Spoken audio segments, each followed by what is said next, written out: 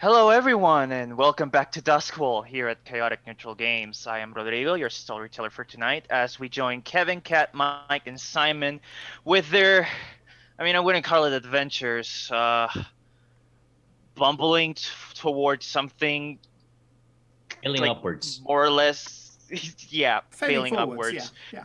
yeah. We're trying, and that's what In counts. Duskwall. Yeah. Don't forget you can join the chaos by clicking the Discord link in the channel info or support us by becoming a subscriber. So let's join them again in the city of ghosts and broken dreams in John Harper's Blades in the Dark.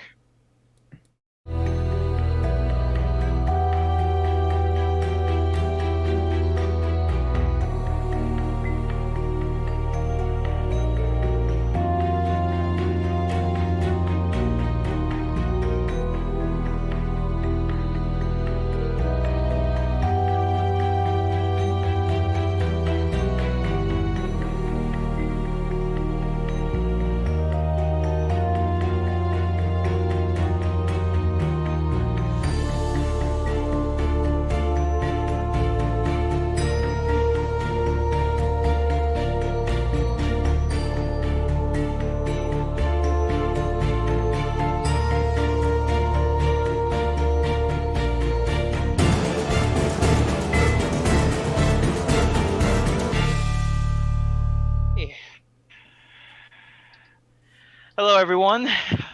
So where we last left off, the crew here, the Dark Hole Solution, took a relatively easy job for the gondoliers trying to take down a mysterious boat that's been making the rounds around the canals of Crowsfoot, dumping bodies and leaving ghosts behind. The job went. Let's just say you completed it. I'm not gonna even call it a success or a failure, but the job was done. It happened. It had a beginning and a middle and an end, and we got to the end, and we were all there. So if we didn't fail, we succeeded. I guess that's true. Yeah. So, the good news is that you are still in the gondolier's good graces. Jacob Pride may have found a prospective whisper that may deal with his ghost problem, because now Jacob Pride has to deal with a ghost problem. And overall, they got paid. You got paid, you got experience, you got reputation. The bad news is that now you know that the Circle of Flame is onto you guys. Um, they were probably the ones who most likely framed you for murder. Um, and they're currently dealing in very occult nonsense that may be very, very bad for you. Well, for you specifically, but also for maybe a substantial amount of people in the Dusk. But before we move on with today's session, I'm going to say that your characters have been pretty busy because last session we didn't do downtime, so we're going to be doing that first things first today. So, second things first. First things first. Happy birthday, Scumfuse. Did not know that was today, happy so happy birthday. Yeah, me either. Sorry, Karen. Successful solar orbit. Well done. So, okay, so I'm gonna leave Jacob for last because it's more fun to watch Simon squirm. Cass, what are you doing for your first downtime action? This is just. I haven't got my character sheet up yet. Can you come back to me? Absolutely. Slate, what are you doing for your first downtime action? I felt disconnected during the last job, so I'm going to try and spend a little bit of time with the others. I had a task I wanted to set Checkers if he was up for it. So Not I'm there. looking for some specific. Huh? I'm not there. You're not there. Checkers has not been around. So I'm going to be looking for Checkers. So that will basically boil down to doing a patrol of our turf and looking to see whereabouts I might find him. And I guess we could translate that into while I'm out on the grounds, I could maybe try and lower any heat we've got. So use that as an opportunity to quell rumors or something like that. Yeah. Okay. So if you're looking to reduce heat, obviously say how you do it. You already did, and then roll an act. Give us a roll, your choice, and the result will determine how much heat you take off the crew. Yeah, I think basically it's I'm stalking the area around us, so I'll use my go-to favorite of survey. Mm-hmm.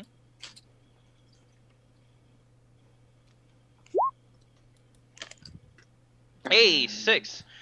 That Nice. takes away 3 heat from you. So 1, 2, 3. Nice. Yeah. I'm so not yeah, overly concerned about my stress from last time. If we're going to the second downtime action, I'm not concerned about that too much. So I'm going to try and is one of the actions I can try and train. What does that? Yeah. So train. When you train, you describe what your character does to train, and then you mark 1 XP on it for an attribute or your playbook. Obviously, whatever you're doing to train relates to that. Yeah, you get an extra XP if you have the relevant attribute like training upgrade. You guys already start with the prowess training upgrade, so if you train your prowess, you're gonna be gaining 2 XP instead of 1. Okay.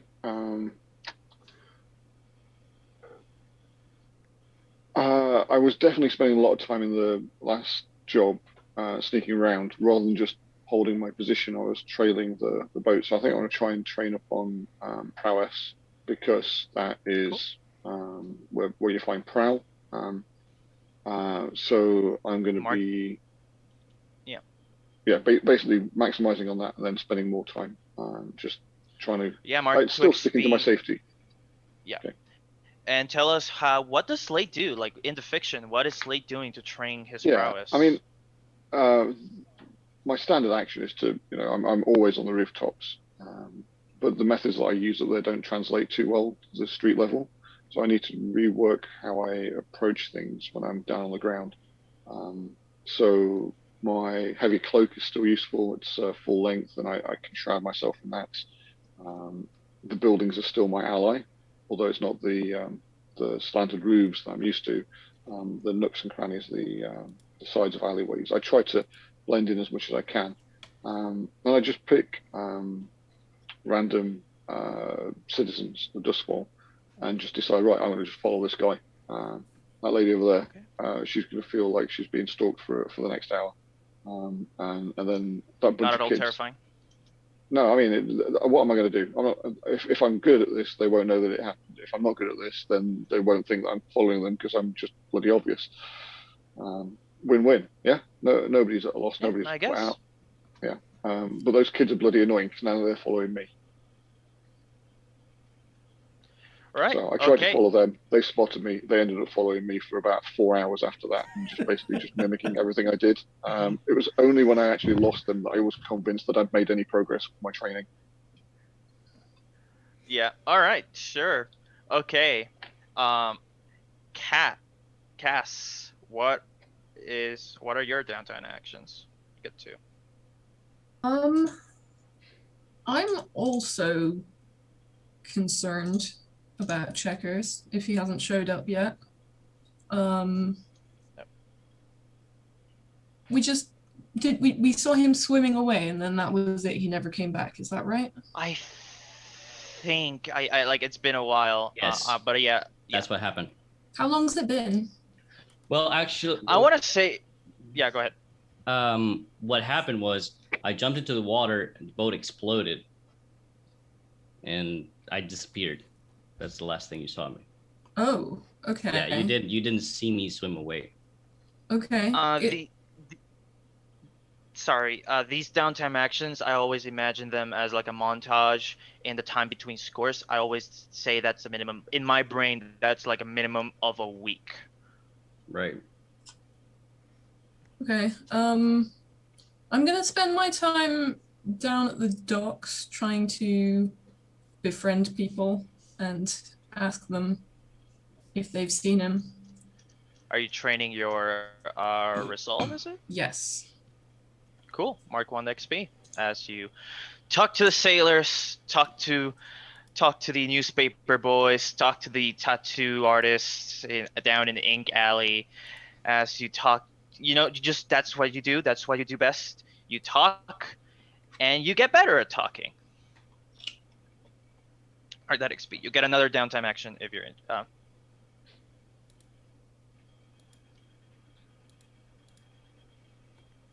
much heat have we got as a crew? Right now, after Slate's roll, you guys have 2 heat.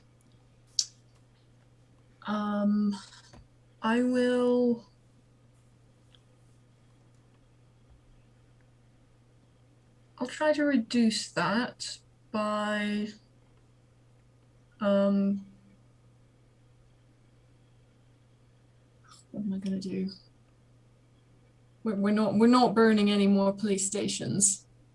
No. Damn it. I mean, for one thing, you've got to ration them. If you burn them all now, what are you going to do later? I mean, exactly. Yeah. Right. Yeah. Control the herd, but don't kill it all off. Yeah. It's like eating all the chocolates at once. Yes, it's fun, but the regret afterwards. Yeah. I'm just gonna go on like a misdirection campaign. I want to make sure that. So there's still lots of people who look like me wandering around from last time. It has kind of become I feel like it's not something common because I feel like the common people, those who don't really just stay keep up with the times, probably don't know or don't care or both. But in nobility circles, I want to say it has picked up quite a bit. It has that thing of like, oh yes, that exotic Dagger Isle style, that sort of air to it. Okay, so what I'm gonna do is I'm gonna make sure that the police see me all around, so they don't know which one is me. I want to I like that. Yeah, so I'm hoping that I can reduce our heat that way. Yeah, absolutely. Just exhaust tell me them. what action are you rolling for that? Are you doing? I imagine you're swaying or something along those lines. Do you know what? Let's give it prowl because I want to be kind of stealthy and unrecognizable. Okay, sure. That sounds good to me. Ignore position and effect. There's no way of failing this roll, so just go ahead. 3. Okay. So you still mark off heat. You only mark off 1, so you guys are at 1 heat, but you still managed to take some of the attention, some of the weight of ice from your crew. You just start walking around. You start like making big efforts to be seen, sort of, kind of, right? And eventually, conflicting reports start coming into the blue code stations. It eventually starts gumming up the system, and eventually, like the blue codes start going, who the fuck cares? Just put them with just put them to the pile or burn it. Who cares? Nice. Yeah. It's the equivalent of like when like a very high profile crime or murder happens, and then the police get like gummed up with like billions of people calling saying they either saw something or that they did it. It's something along those lines, right? Anyways, Checkers, what are your downtown actions? Where have you been? Actually, it's another good question. Can I be the last one? All right, fine. Yeah, please. Jacob. Hi. You got a ghost on your trail. Yes. What are you planning on doing? I would like to go about and it? see my new friend, if I may. I would like to go back and speak to not Everest. That's not his name. I've got the wrong page out. It's Griggs. Griggs, that's it. Got it here. So yes, I would like to go and speak to Griggs, and I would like to ask him to please get this fucking spirit off my back. Okay, so didn't we get a? How much did we get from the last heist? the last score, I think you guys got like 3 coin. Which I think we put all of it on the crew vault, Yeah. so it's fine. We're gonna get to the coin in a bit, however. Okay. I'm I gonna, was just asking if you just in don't mind, case. I'm going to count this as an acquire asset, as an acquire asset action. So you're going to roll the crew's tier, and currently you're tier 0, so you're gonna roll 2 dice and take the worst result.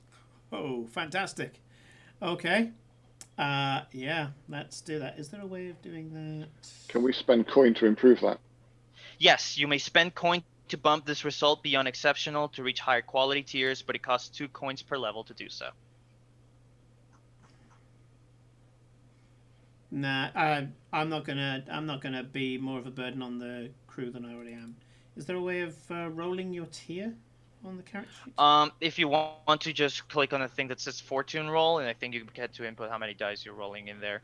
Roll fortune. Here we Yeah, go. because you're rolling 2 dice, take the worst. So I think it's says gonna be number like of dice 0. Let's do that. Yeah. 2. Okay. Okay. Give me a moment. Let me check this. The result indicates the quality of the asset. 1 to 3 inferior, tier -1. So this is somehow a -1 tier service I've got the that trying. he's going to model, provide haven't for I? you. Yep. Okay. So here's the thing. I'm trying to think of how this would pop up. I almost feel like I've asked him with this heartfelt please. We did this as a result of us helping you. Please help us out. And he's gone, yeah, sure, mate. Oobity boobity. It's gone now. Yeah. Among the gondoliers, Greg is pretty weird. You're not even sure he's a gondolier. It's not worth for the fact that he always hangs out with them. And he doesn't take you seriously. He doesn't see it as an urgent matter. He doesn't see it as a he has things to do, books to read, actual ghosts to put down. Okay. So for now, you're still being, Ghostbusters. yeah, literally. So for now, you're still being haunted by a ghost. It's not here right now, so Okay. that's good. But yeah, you get one more downtime action. Well, that was. Oh, are we doing both downtime actions each rather than doing 1-1-1? Yeah, that's what we like. Mike did his like that way, so that's what we're doing right now. Now, see, I'm kind of inspired by this because if I get one more XP in Resolve, I can get a point of attune. That's true. But I also need to be ready for the next score. So That's also true. with 4 stress, I'm going to risk being haunted for a session. And I am going Alright. to indulge in my vice. All right, you're heading towards the opium den. It's ever since the ghost sighting here, it's significantly emptier than the usual. All right. Colder in more sense in more ways than one. So yeah, roll me to indulge your vice. Roll your worst attribute. Indulge vice, bonus dice equals 0. 4 on 4 stress. How much stress do you have? Uh, Cool. You 4 on clear 4. all stress. You were 1 away from overindulging. Yes. Okay. Yeah, it takes the edge off. You forget about your woes for a moment. You forget that right now a supernatural entity wants something that is yours. Okay. Checkers. Where have you been? All right. First off, waking up at Eckert's place, if you can call it that, I want to heal myself. It's a shack, dude. It's a It's- fucking shack. Dude, yeah. Okay. I want to Okay. heal myself because I do have a lot of harm. So, Yeah. what do I need to do? What you got? Get treatment to take your healing clock when you feel a clock. Give me a moment. The reference thing doesn't really go Oh, into do I a bit just of press- detail. I think you have to roll. Do I just press healing? On the, Sure, try that. But in the meantime, I'm gonna try looking for Yeah, something. I don't know how many dice. Oof. Okay, Oh. so you're getting Okay, no, you don't have to roll. I'm gonna be rolling for you. Okay. That's not good. Healer. All right, so I'm going to be rolling 2 dice and taking the worst result. Nice. 3. Okay. Take off 1 segment from your healing clock. As Eckert's healing capabilities are rudimentary at best. Hey, You may you may wanna check every now and then to see that his treatments are not making your wounds worse. I Okay. don't like the maggot. You can try treatment. healing. Yeah, I think he would be the one who probably use leeches. Hmm. Leeches are totally fine, dude. Trust me on this one. How many segments has he got left now? 3? 2. 2 segments left. You can take it again. You can take it again if you want. No. Okay. What are you doing next? So I'm coming back to the house, to the mansion, touching base. Mask in hand, it never left my side.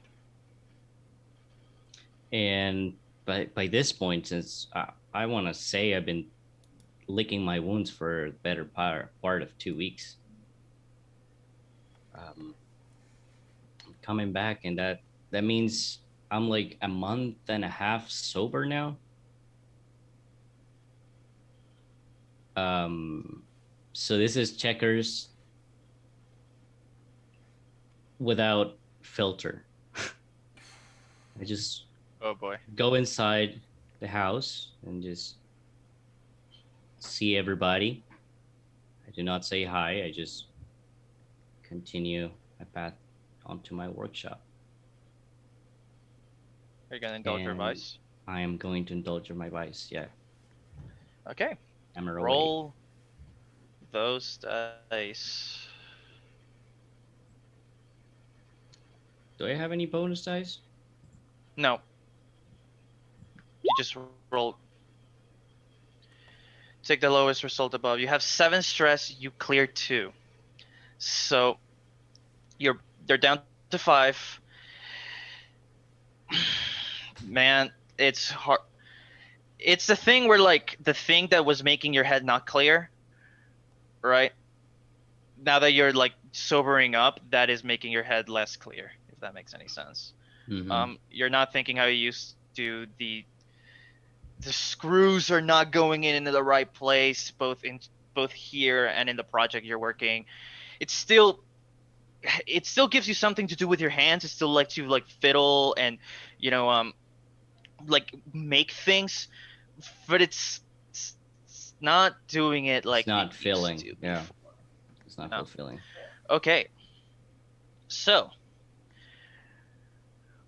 now that that's everyone's downtime actions. Before we move on with more role play, I want to say despite the events of last session, the Dark Hole solution has been pretty busy. Why? You are, for lack of a better word, kind of known now. You're kind of well known by both the underworld of the city and the people like regular people like talk about you, et cetera, et cetera. You guys have filled your reputation track on the crew sheet, which means you can now go up in tier.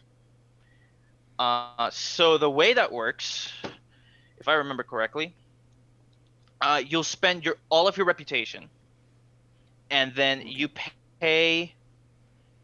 Normally, you're gonna have to pay 8 times your next tier in coins. So your next tier would have cost 8 coin. However, you guys chose a patron at the beginning during crew creation, and he cuts your tier expenses in half. Okay, that's good. So More if money is you always good. guys have 4 coin, you can go up in tier. Yeah, I think we've got that. haven't we? Yeah. All right. So discuss it among yourselves how you're spending the coin. You guys have 3 in the vault now, and you can obviously spend coin individually to support this, right? I don't think Yeah, I I'll have any happily personal throw in coin. mine. I've got one, I think, from our first job. Ye- Shouldn't we all have one from our first job? I think Yeah, I I just didn't think- note it think down. so. I haven't spent any coin in this campaign, so yeah. I put it towards the crew Cool. the first time. I spent. There's 3 coin. If you want me, I can spend the 3 coin in the crew vault right now, and then one of you guys spend 1 coin. Does that sound good? Okay. Mm-hmm. Yeah, I'll spend mine. All right. So give me a moment. I just need to review what happens when you grow up in tier. Because usually I don't deal with this very often. Okay.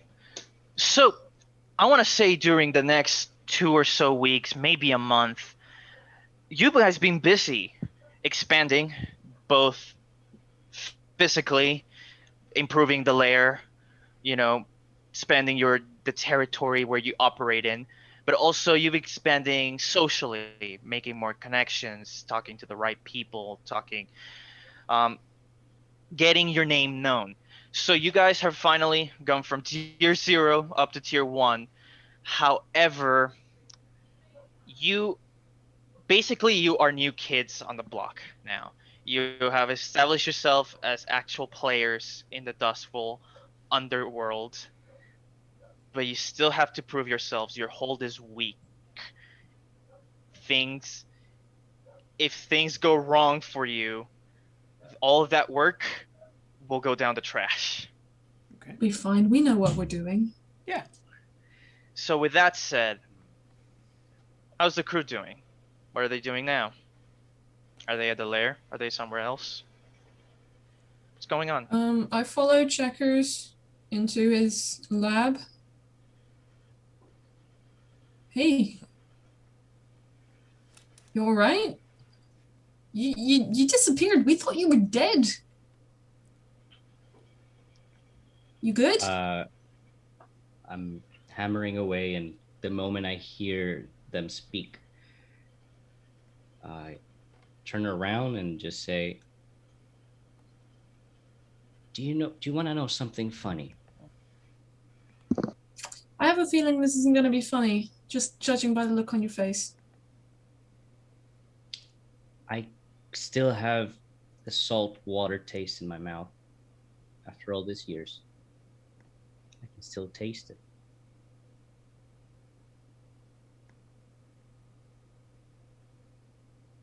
Just keep hammering away.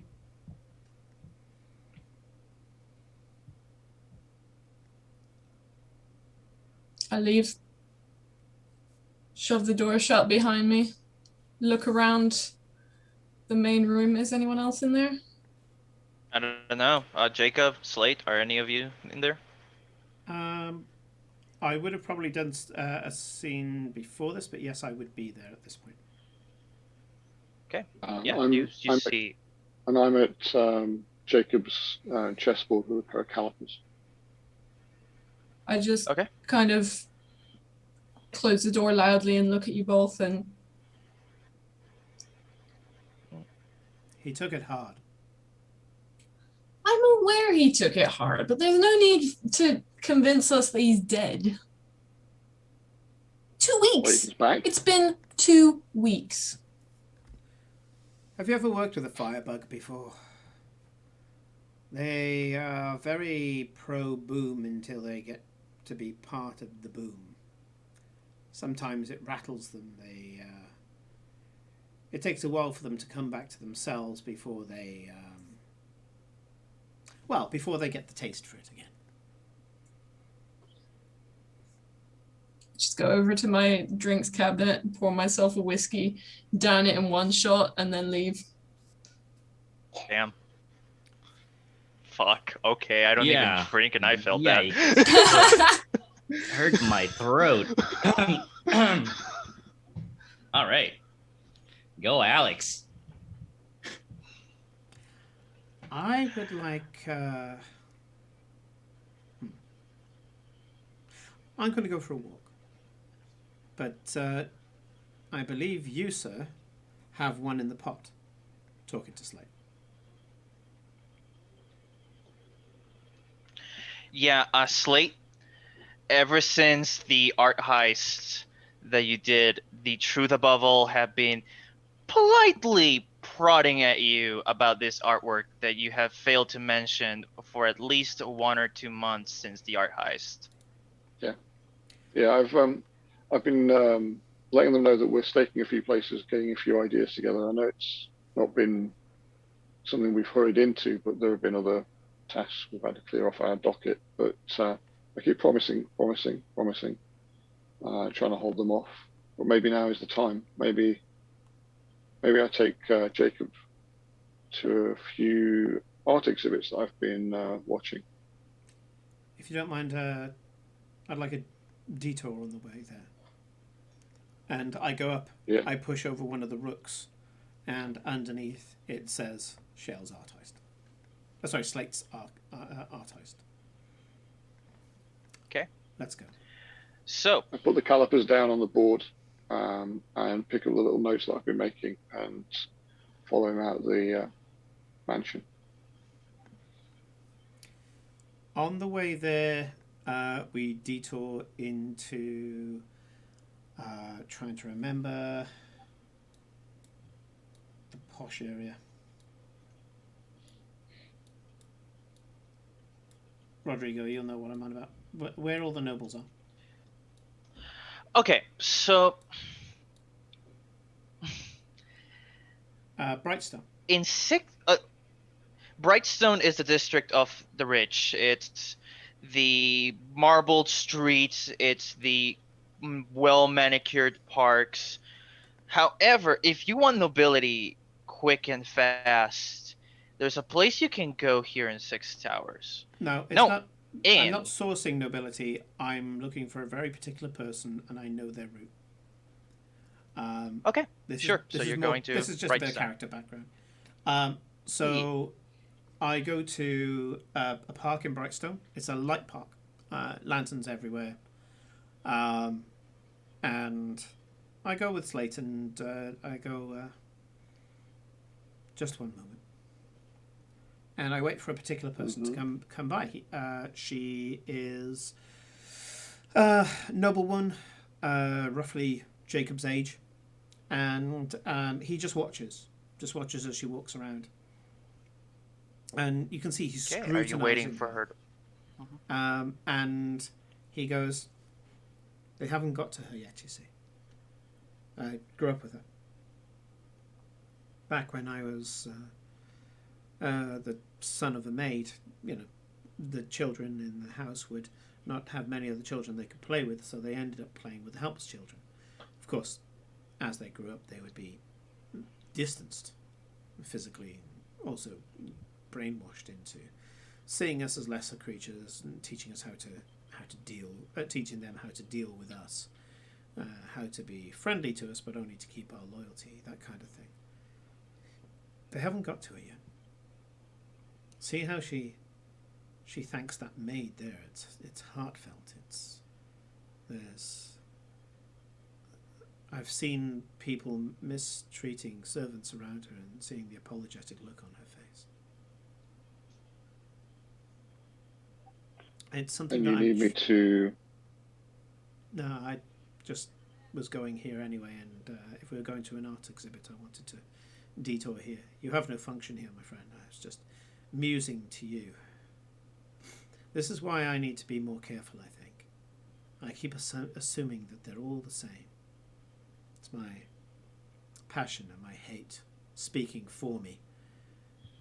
I assume they're all the same, and immediately I make an assumption. When we make assumptions, we make errors.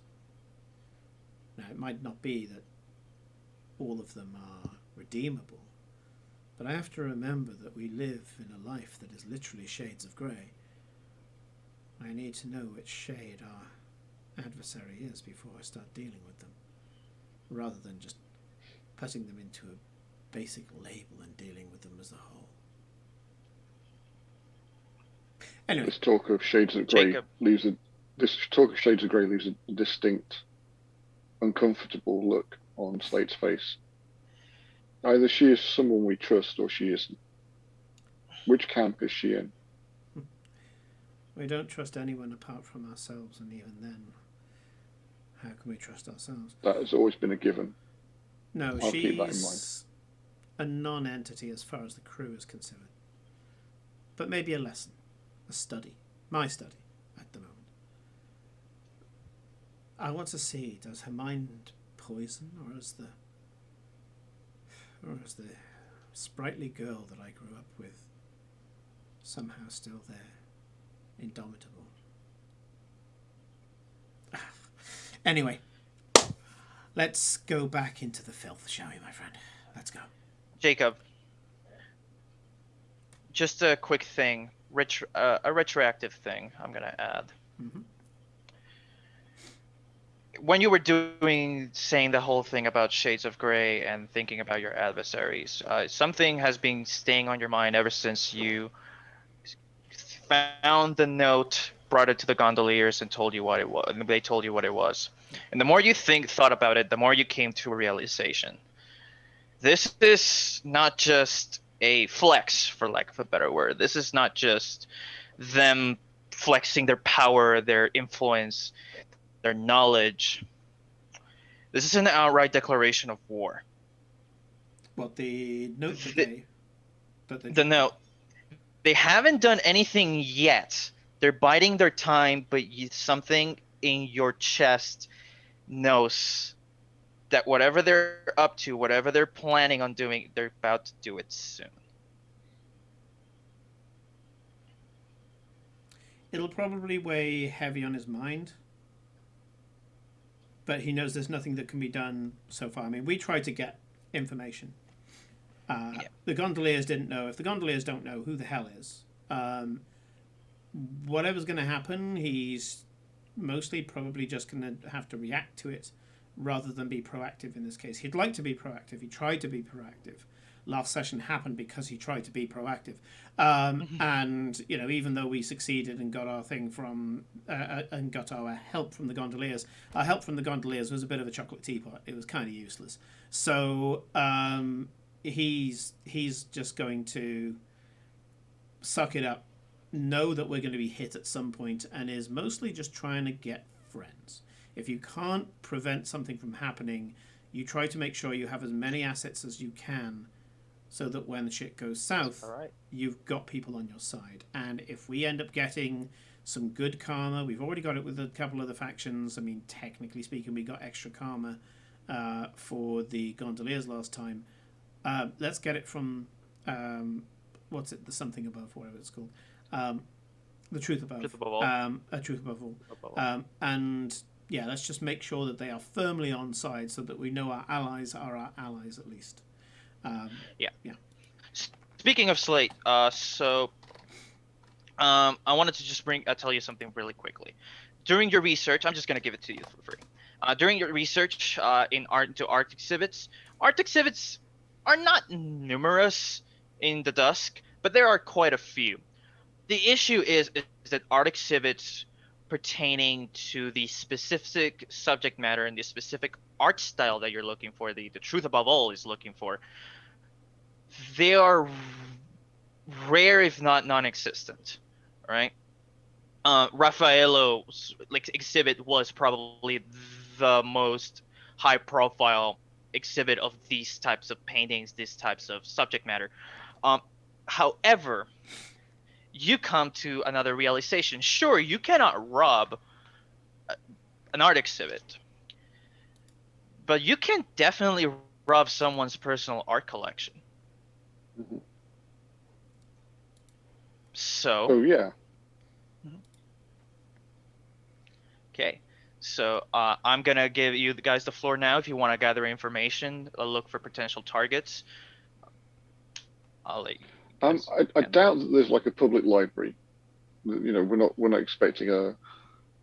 There's probably some archives and like a few libraries in Charterhall. Well, part of my background was coming through the university grounds and being a student. So what I'm going to try and do is return to the campus. I'm not exactly welcome there, but if I can get into the libraries there, I'd like to do a little bit of historic digging for rescued art, because I'm looking for stuff that effectively predates whatever great disaster put this world in this state. I'm looking for stuff that reflects the sky that used to be, not the sky as it is now. I'm looking for the sun. I'm looking for the moon, things that we don't have in our night sky, the perpetual night sky that is above us now. And they will only appear in ancient. I'm not actually, as a player, I'm not actually clear on how long the world of Blades of the Dark has actually been this way. It's been around 800 years since the calamity. So I'm looking for basically Renaissance period art. As far as we're concerned, we're looking that far back, minimum, even more. But that's kind of the span of time that I'm trying to find something from. Sure. Do me a gather. If this is your gather information, do me a roll. Choose any action you want. There's no failing this. This just tells you the amount of details I tell you. Sure.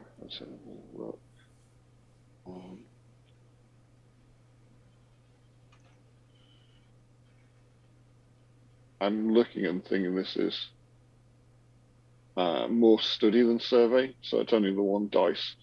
Sounds right. So because I'm on sort of shaky ground actually getting in, I'm going to try and push myself and take on a little stress to Yeah, get a I second allow dice. I allow that. How many stress? 2. 2. Okay. So study is just one extra dice. Okay. So, you still get something. So here's the thing. You're trying your hardest to actually study and internalize information on these books, but you're also trying to speed run them and stay out of sight, right? You're not welcome here. You're probably, as soon as you're spotted, you're probably gonna get kicked out. So sadly, that doesn't yield many results. A lot of the paintings that you're looking for, they're just not records in it in these books. These books tend to pertain mostly to anything after the ascension of the immortal emperor. Anything, so it's like far more recent. Um, yeah, like okay, so the cataclysm happened like around 1,000 years ago, and the immortal emperor took the throne around like 800 years ago. That's why the modern calendar that you're using is years after, his coronation. Um, but yeah, a lot of the things you find are, around after the cataclysm. Anything involving the cataclysm is it's very broad strokes, right? And because of that, you were not able to find any details of any painters, any movements, nothing along those lines. Wow. Okay. And I see members of staff that I'm trying to avoid approaching the stacks that I'm in, and I behooves and get out of there. Cool. Yeah. All right. Anyone else want to do something to look for a potential target, a potential like someone who's interested in the arts? Yeah, um, you said about working with people who are uh, who would have art collections. Obviously, I've got a underhanded tie to nobility, and I would like to try to talk to my friends that are still connected to those kind of circles in different ways. People who supply to the nobility, people who work for the nobility, things like that. Try to find kindred souls, people who have got a touch of the workman's wrath, and I would like to consort with them to Go ahead. to attempt this. So no position, no effect, isn't it? Yep. Yep. Just a roll. Let's see how we go. Hey, 6. Okay.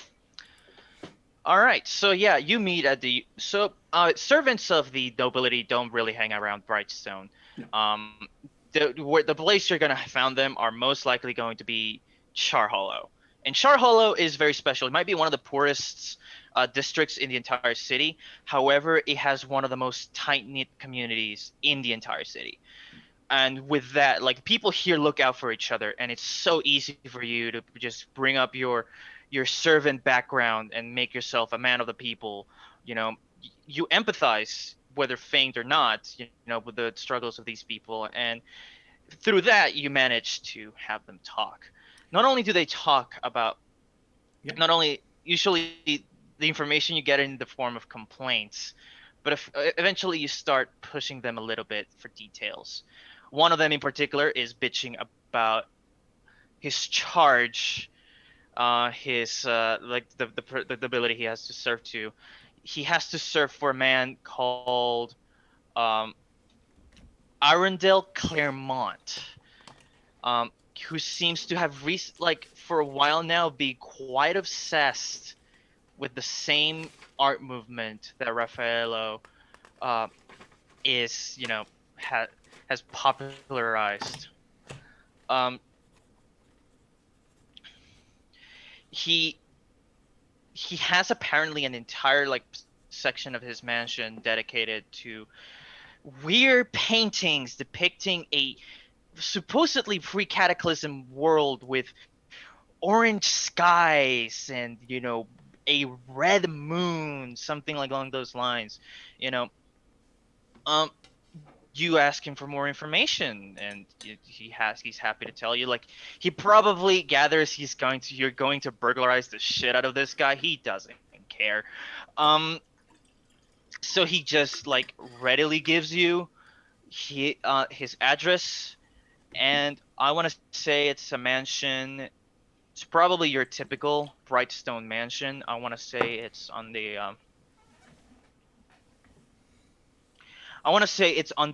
western edge of Brightstone, like near the bridge to the docks. So it's like it has like a view of the river. It has a view of the more intri- the more navy aspect of the city. Okay. You get all of that from him. The only condition he asks, just he didn't say anything. Of course not. Of course not. Thank you. Yeah. As far as I'm concerned, as you say, he's a type that needs to maybe be brought down a peg or two, shown some humility. It'd be good for everybody all round, right? Sounds about right.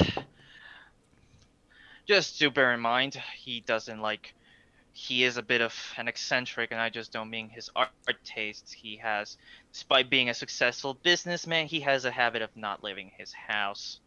Do with that what you will. That's fine. That actually plays into a lot of different things. Anything else about him? Particular quirks? Anything he loves? Anything he hates?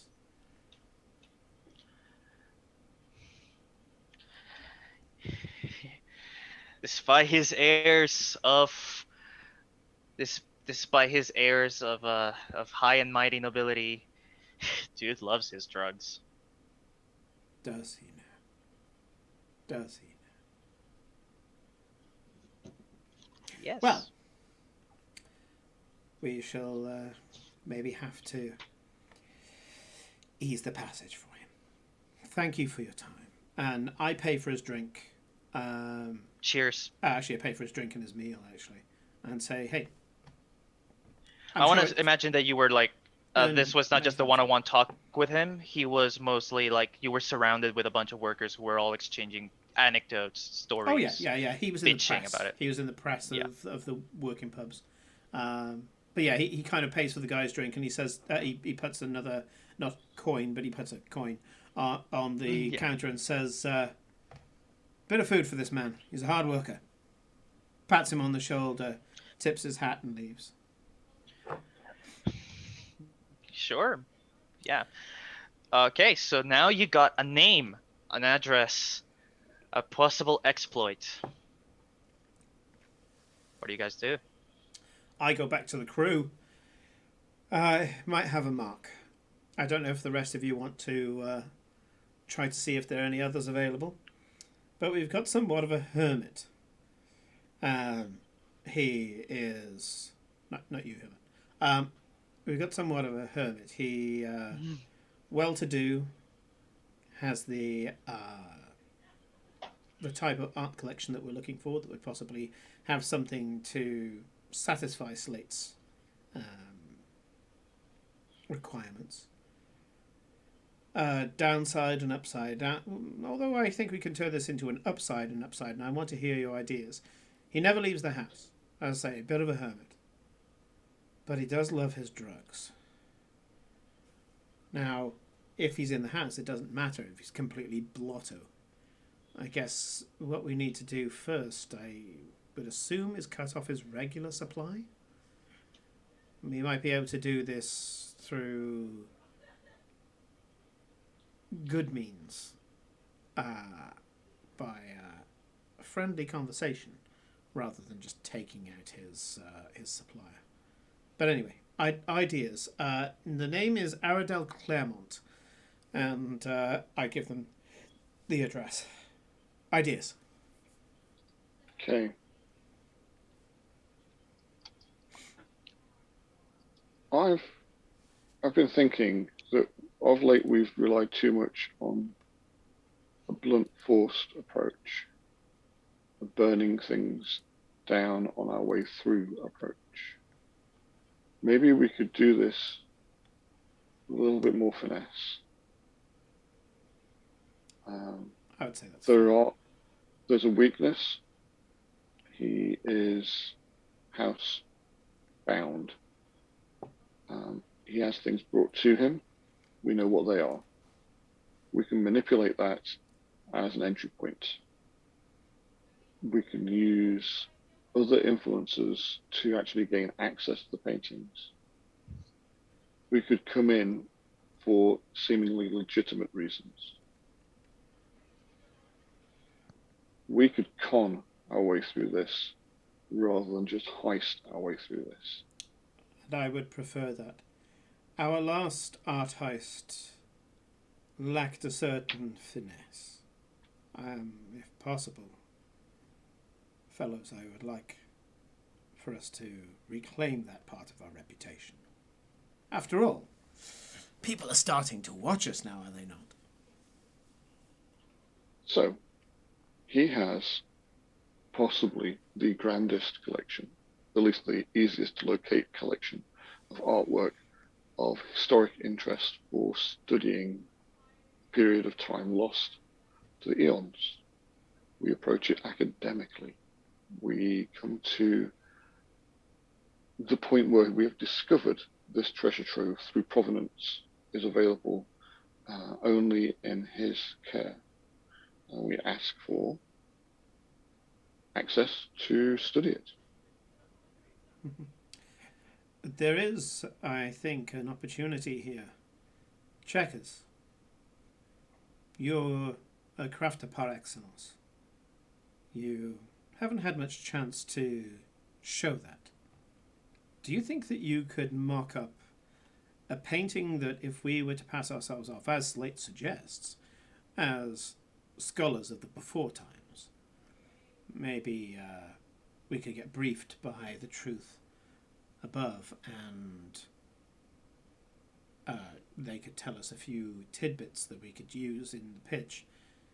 But also we could sweeten the deal and say that we were bringing one of our own art pieces so that we can discuss conflab. What do you think, Checkers? Are you feeling artistic? It's metal work or sculpture, then yeah, we can work something out. I'm not a painter. Doesn't have to be painted. Metal works ought to do the trick. A metalwork plant that only grew back then. I mean, to a certain extent, how's he going to know that that's true or not? You could just get some references and let your imagination go wild. I don't know, maybe like green plants or something. Yeah. He will buy anything at this point.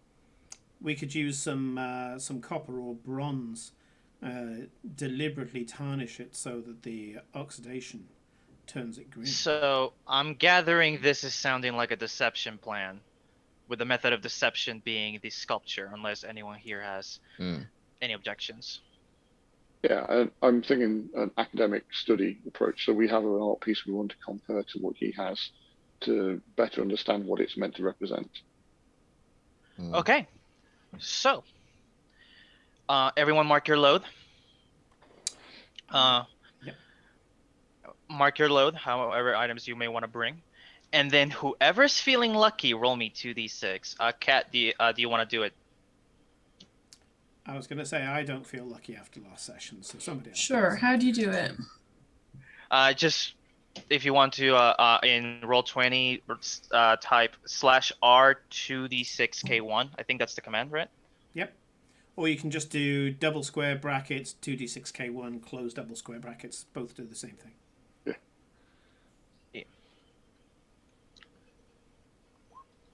It's 2 brackets on each.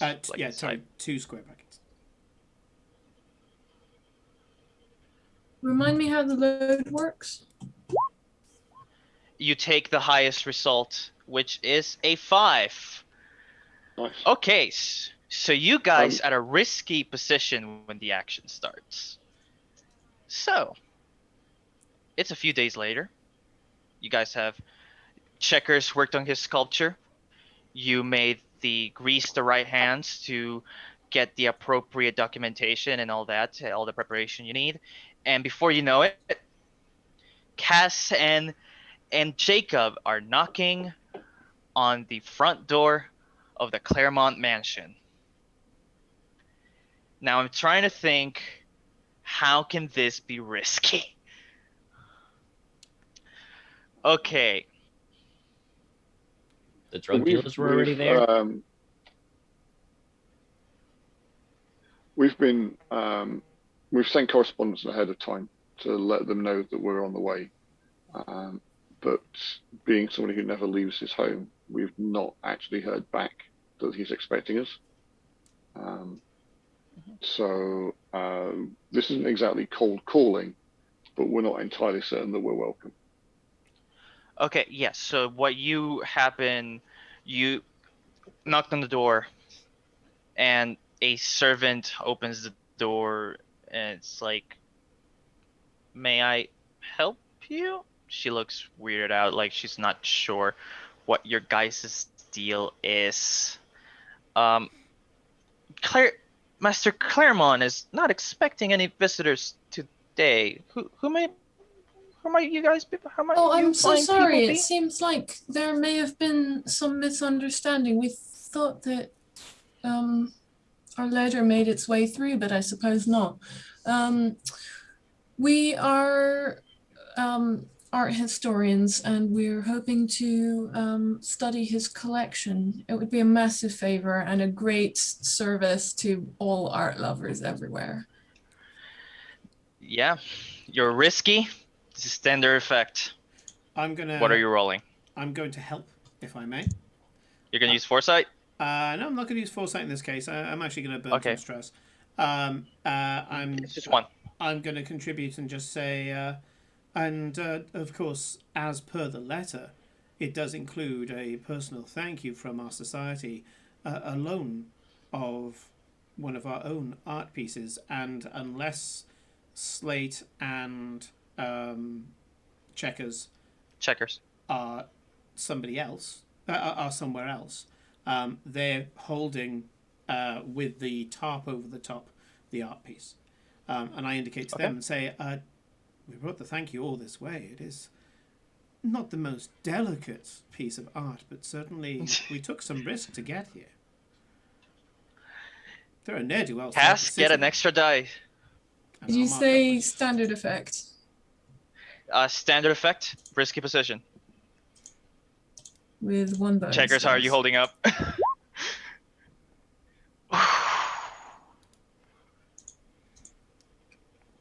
I just need to change the grip. It's not the worst. It's a 4, which okay, no 4. That's still okay. I for some reason I thought 4 was a failure. Oh, okay, never mind. You do it, but there's a complication. I'm gonna keep this simple. She glances at you guys, glances at Checkers, glances at Slate, looks back at you, Cass, goes, "Sure, I'll alert Master Claremont that you are here. Please do come in. And please do come in. I will get him for you." So you guys are in. However, I am going to start a 4-part clock. As you see that as she walks you into the mansion, beautiful mansion, by the way, pristinely kept.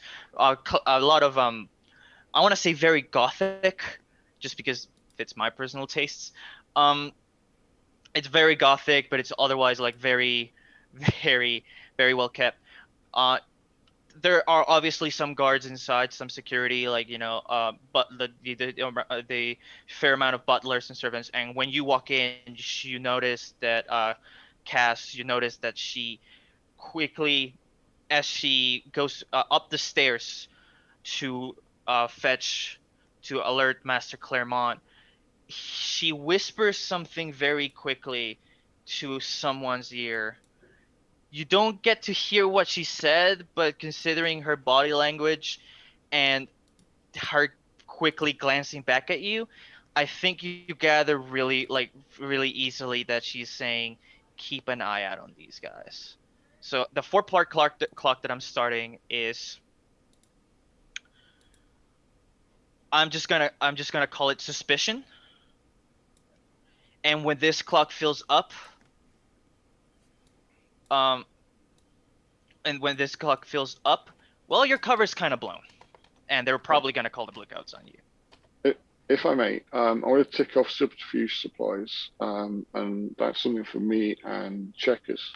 We're just here as manual labor and dressing down for that role. I look to Jacob and go, boss, then we're just here to drop this off. Do you want it in here, or should I get these guys to point out where it's going? Once we've got it, we've got other jobs to get to. Yeah, can we set it down? I would. Yeah, can we put this down here? I would So say basically, here is right fine in because front- right in- it sounds like the master of the house hasn't even accepted our offer yet. So No. This okay. this carpet. Hold on. This carpet is so Wait, no, lovely. right Is here, there right here in front of the door. We've been paid to deliver it to this location and this location as well. And basically, I'm trying to get some member of staff, probably a guard, to come over and say, you can't put it there. I'm looking for them to come over and go, you can't put it down right in front of the door. Yeah, by the door will be fine. It's no problem. I'm sure people can scooch. I'm told that the patron here doesn't really leave anyway, so I'm sure everybody else has to go out through the tradesman's door anyway. So just by the door will be fine. By here's Right, and then we're off. Yeah, the door then. I don't know any of this, so I just sit it down. I like to imagine Checkers just been like walking one direction, then walking the other, then walking another through this entire altercation. Okay, so what during this entire the main, I want to say she's the head maid, right? Considering Housekeeper. The housekeeper. My bad. She walks down the stairs and she says, I am afraid Master Claremont is not available at the moment. I'm really sorry that you came so far, I'd imagine. But he is he is not in a condition to be accepting visitors at the moment, and I must apologize. Oh, he probably doesn't remember me, but is he in one of our delicate positions right now? I step aside and strike up a conversation with Checkers and Slate so that it looks like Jacob is being very surreptitious and not letting anyone hear. I know he is prone to delicate conditions as I am. Is he okay?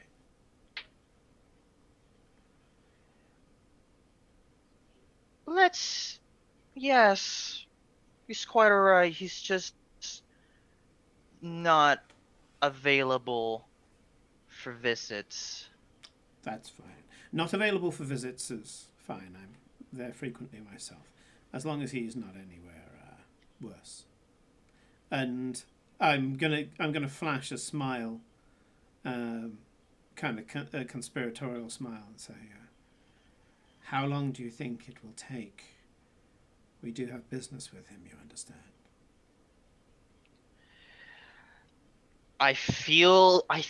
This feels like like he needs to roll me something. Well, I'm flirting with them. Consort or sway, your choice. It's your choice, actually. Let's see.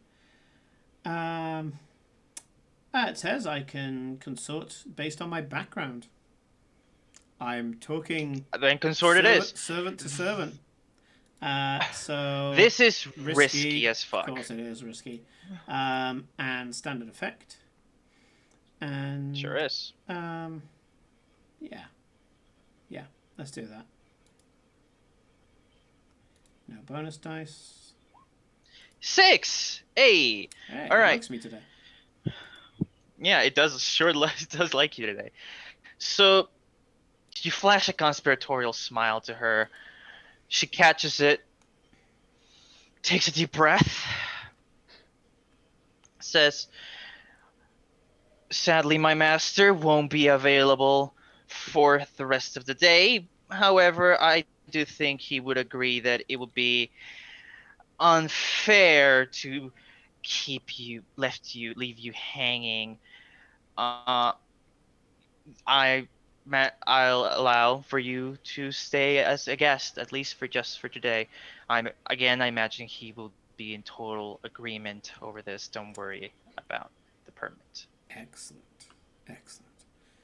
I mean, literally, we just need to write up this damned report for the Historical Society. Took us so long to get the loan of this. I'm sure when he is in a more receptive mood, he will enjoy what we have here. And I did want to unveil it myself, so being a I'm guest sure it allows will me be to do lovely. so. So, It sure will be lovely, and I imagine he will not be able to wait to see your gift in person. I look forward to meeting If you him. require If you require anything, just talk to any of the servants. I have quite a few. I'm quite busy, you see, so I need to go back to work. Of course. And don't worry, If, we if can sort ourselves out. We don't need any airs and graces. We may walk in high circles, but we are, well, we've got our feet on the ground, put it that way.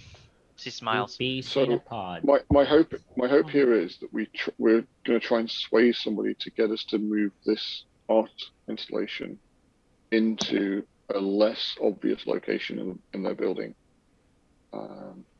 So this is our Trojan horse. So yeah, she has given you free reign of the house. You guys are officially guests. So obviously, some guards, some servants are still eyeing you weirdly. They're still giving you the stink eye, but so far you haven't not giving them any reason to be alarmed. So yeah, uh, you guys have free reign of the house. What do you do? I'm going to sidle up to Cass and say, okay, I think I've burnt all my airs and graces. Think you could wheedle yourself into getting a friend around here?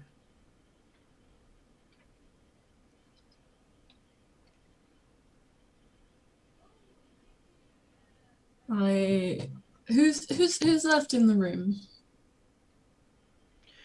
In the room, there's probably like just one servant that was probably told them, "Hey, Mm. these are our guests. Anything they want, you provide. Anything important, come tell me." There's still a few guards around simply because this is their post, right? But other than that, the foyer is pretty empty. Um. Okay. I say to that servant, listen, I'm so sorry. We were not thinking at all when we brought this in. That must be so in your way. Here. Tell our laborers where to put it down. They. Oh look, there's dirt all over the carpet. I really am so sorry.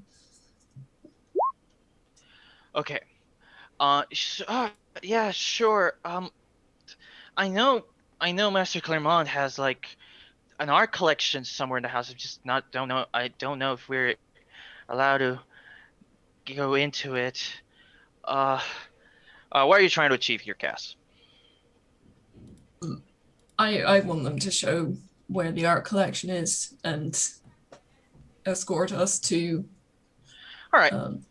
take our piece in there. I want to As Mike say, said in the chat, getting the labourers the labourers to get that Trojan horse into the art exhibit. I'm going to stay as a guest because a guest wouldn't go to the art exhibit and kind of blow the cover before Me too, his yes. host appears. yeah. So Yeah. whilst the guys are in the art exhibit working their magic, I'm going to run interference. And you just said that you're going to join me, yeah, Cass? Yes. Yeah, cool. Okay, so yeah, I'm gonna say just in case I'm gonna make this a roll. I'm gonna make it control though. You're talking to a servant that is just trying to get the day by day, and also Jacob's fucking mastery of persuasion has landed you like a spot as a guest. This is a pretty control position, standard effect.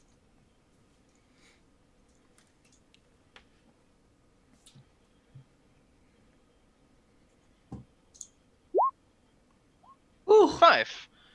Okay, 5. All right. Let me see.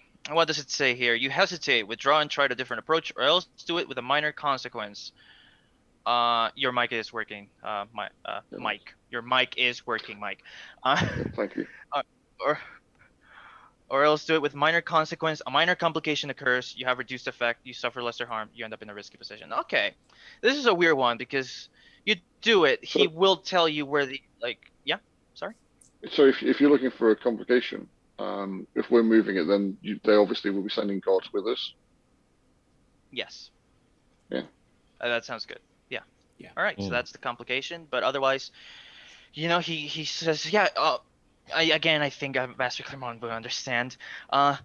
This way. He motions to you, Slate and Checkers, and he starts guiding you towards the Clermont's personal art collection. It's not my turn to carry it. Can you do it? But I had it for the longest time. If I pick it back up, like, my back will go. So, can you do it? I do my best lifting it single-handedly, and you can see that I'm struggling a little bit. Maybe I'm putting on that I'm struggling a bit more than I need to.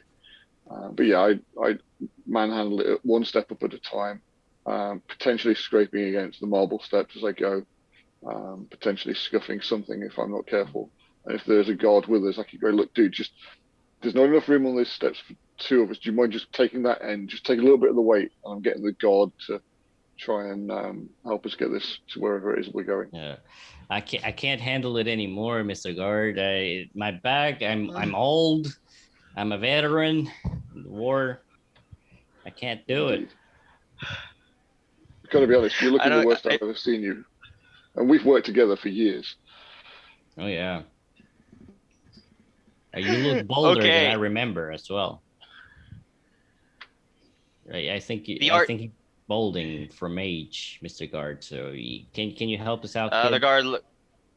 The art guard looks at you. Is like the art gallery. The collection is not far. You'll be fine. He just continues following you around. I made a 14 roll and I rolled a 1, so sorry about that. So I mean, literally, they're ignoring the huge scraping, metallic grinding noise behind me as I'm basically just dragging it across the corridor. They're not, but it's that type of like sunk cost fallacy of like, if we get it there quick enough, the damage will be the damage will be lessened. You know, that sort of like train of thought. Okay, so yeah, you are moving a metal sculpture of some sort that no one here even knows what it is, to the art collection. What is Cass and Jacob doing now that they're enjoying their stay as guests? I would say. Oh, go on, Cass. I would like a flashback. While Jacob was collecting information in that bar, I was in the same bar and I was talking to the guards that work there, or one of the guards. Basically, what I want is I want to have already bribed the guard that is escorting those two to leave them alone. All right, I'm gonna make this one stress. Bribing is super common in Duskfall. Holy shit, everyone here is corrupt. So, yeah, take one stress, and yeah, we cut back to the bar. Back in Char Hollow. You're talking to some quite, how do I say? I forgot the word for it. The quite tipsy guards guard. He's been talking about Claremont. He is talking about how to big pain in the ass, like Oh my god, I bet he uh, doesn't pay well either, does he? These types never do. no, absolutely fucking not. I have to. This is actually my second guard duty, like my second Second? posting. Oh, how awful. Yes, I have to pull double duty. If otherwise, don't fucking bring bread and mushrooms. To I the mean, fucking it sounds table. like you're so experienced. I'm sure that you could get a job anywhere you wanted. There's not really any reason to stay with this guy. You'll be surprised. Really? You'll be surprised. Gosh. Well, Yeah.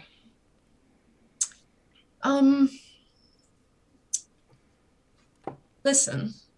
You need spare coin, right? This isn't going to negatively affect you in any way, obviously, you know. Have you heard of the dark coal solution? He takes a swig of his drink. I heard them making waves. Usually left to the Dust Daily. Usually that's the one mainly reporting on them. But yeah, I've heard about them every now and then. Let's just say I have some friends from over there who would like to pay you very well if you wanted to give them a hand.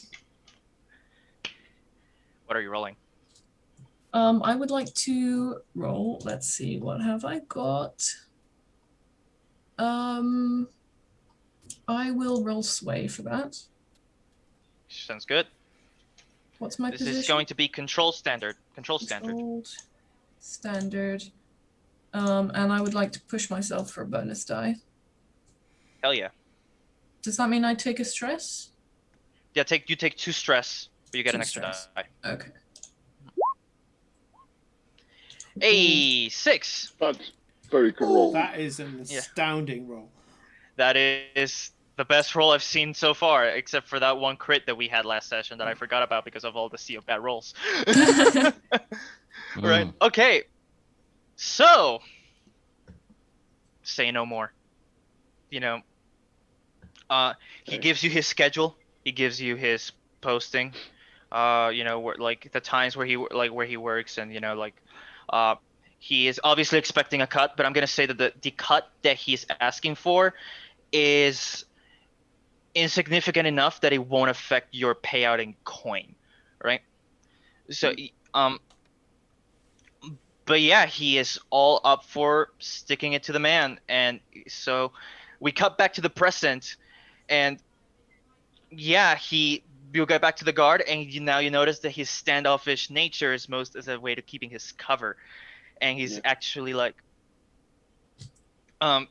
I think at some point he leans over to Slate and is like, "Are you guys here to? Were you the ones here sent by?" You know, he makes a motion. That bloke out there hired us to drop this off, and I put the statue down for a second and lean on him for support. And when I pull away, there's an envelope in his hand. The bloke out there hired us, and I pick it up again and start scraping it across the floor. Interesting. Okay. Mind if I lend you a hand with it? Yep. We heard about your hard duty. All right. Sure, of course. Just give it a bit of a twist here, and then push into the corner over there. Okay. So, all right. So he will help you move the statue, the sculpture, whatever the fuck, to the art collection. And I'm sad that I don't have a really good cliffhanger to leave on, but we're gonna be taking a 10-minute break. It's already like 2:30. I really wanted to have something to fuck with you guys, but sadly this has been going surprisingly smooth. Oh, don't worry. The night is young. The night is young. You're wrong, And I would like to point out we still have clocks here. We've got two. We've got Checker's healing clock and a suspicion clock. So I'm still worried about that. And keep in mind that everything I rolled today has 1 less dice. So That's true. He's still woozy. Yep. He's still suffering from the after effects of that homemade anesthetic. I'm woozy, and I have burns from the explosion. So I have less effect and 1 less die. So Also, I've just told the guy I bribed that we're from the Dark Cold Solution. That's Oh, yeah. true. Yeah. That can So bite with- you in with- the ass.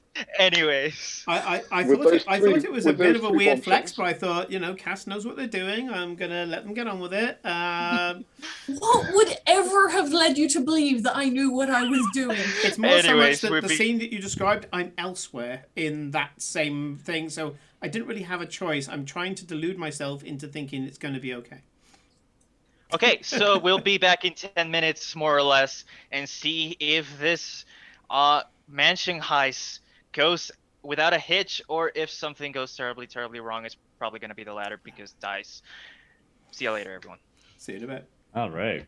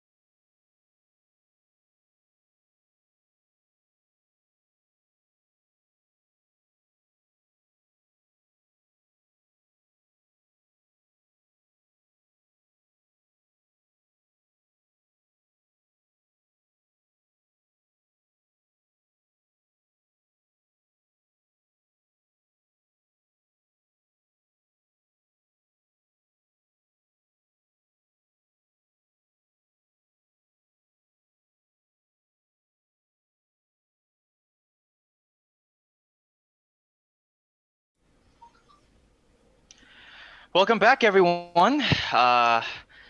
So let's just jump back into what's so far the most smooth heist the Dark Hole Solution have engaged in. Don't you jinx Will this us. last? Don't you jinx us. That's not allowed. You make the call.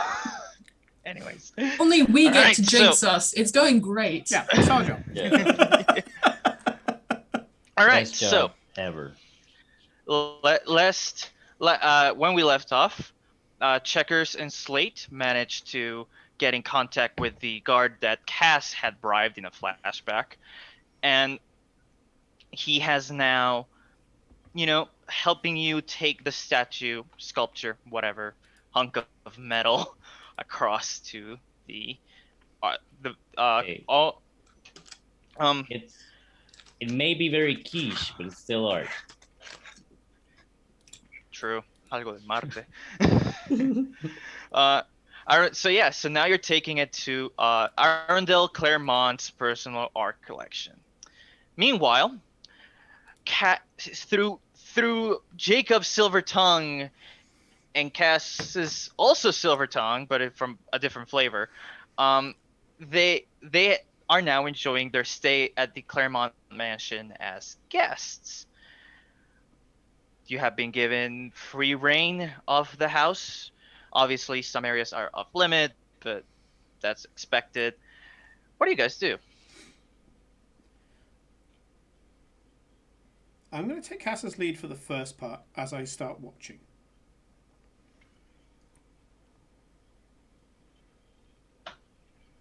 So am I right in thinking they've basically said, like, wait around until he comes back?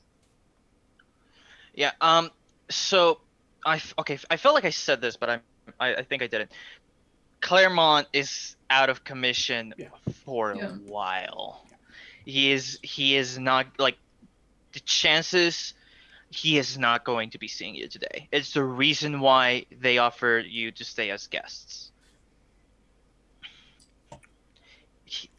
They didn't say why he wasn't able to see you, but with the information you gather, it's very clear this motherfucker is astral projecting at the moment. He's in a bad trip. Yeah. So we're staying over until he can see us. Yeah.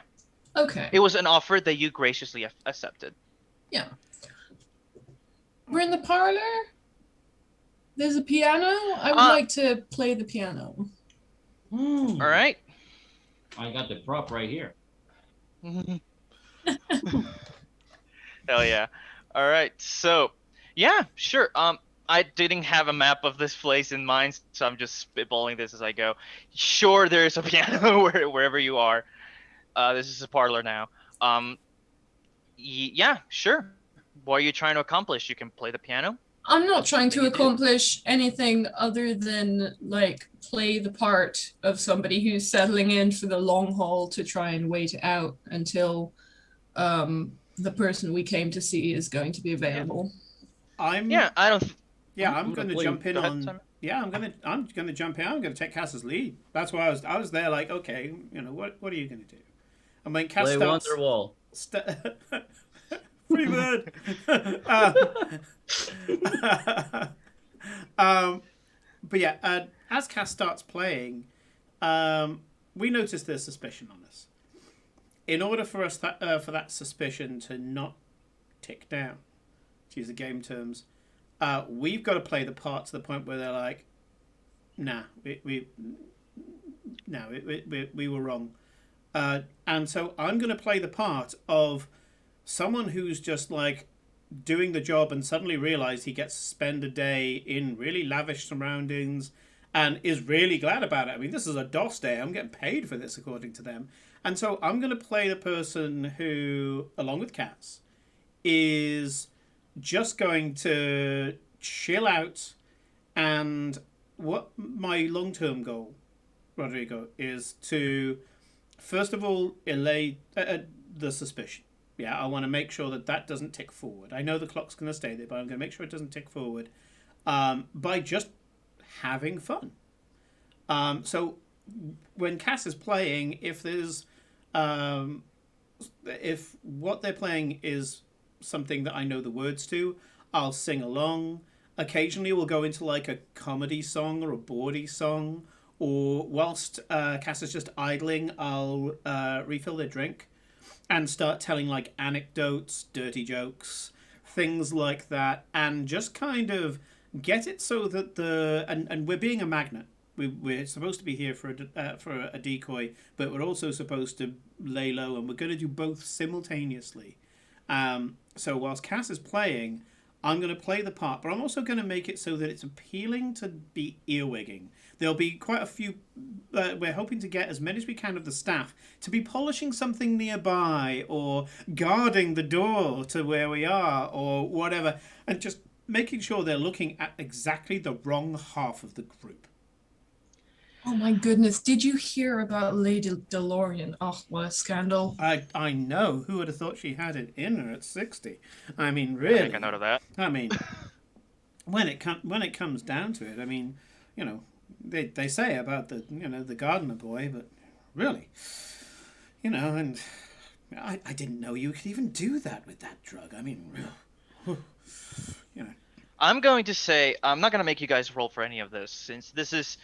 I want to say it's pretty easy. You guys know that there's eyes on you, but I don't think this calls for.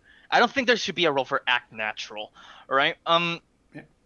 What I'm going to say is Stanford giving you weird looks, like some of them clearly annoyed looks, but they can't tell if they don't know if they're annoyed at you because this is how you actually are, or if they're annoyed at you because this is clearly an act.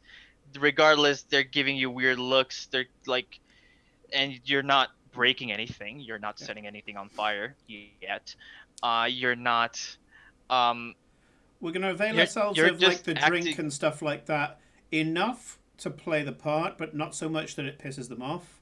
And also, we're still keeping an eye on you. Yeah, and we're trying. What I'm trying to trigger at this stage is all the things that servants love: gossip, intrigue, a little something that breaks the mold of their day and makes us something memorable. Do you remember that day when those guests come over? What was that song you were singing? That kind of thing, and just double acting with Cass as much as possible so that we become a social magnet. You may get some gossip out of these servants. Who knows? But before we get into that, slate, checkers.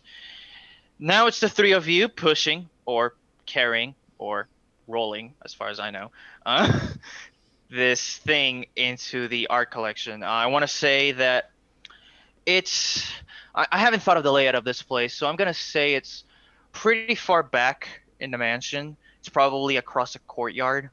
With a fountain in it, and I want to say that this collection, when you finally get to it, it's pretty sizable. I want to say this takes. I'm bad with sizes. I want to think about the size of this room, and I think it's fairly large, right? That's a size. Yeah, I know, but I'm trying to come up with like points of comparison, and I'm having a really hard time. I don't know. Large sounds good. Yeah, this room's fairly large, rectangular. It's rectangular. It's more like a very long hallway, I want to say.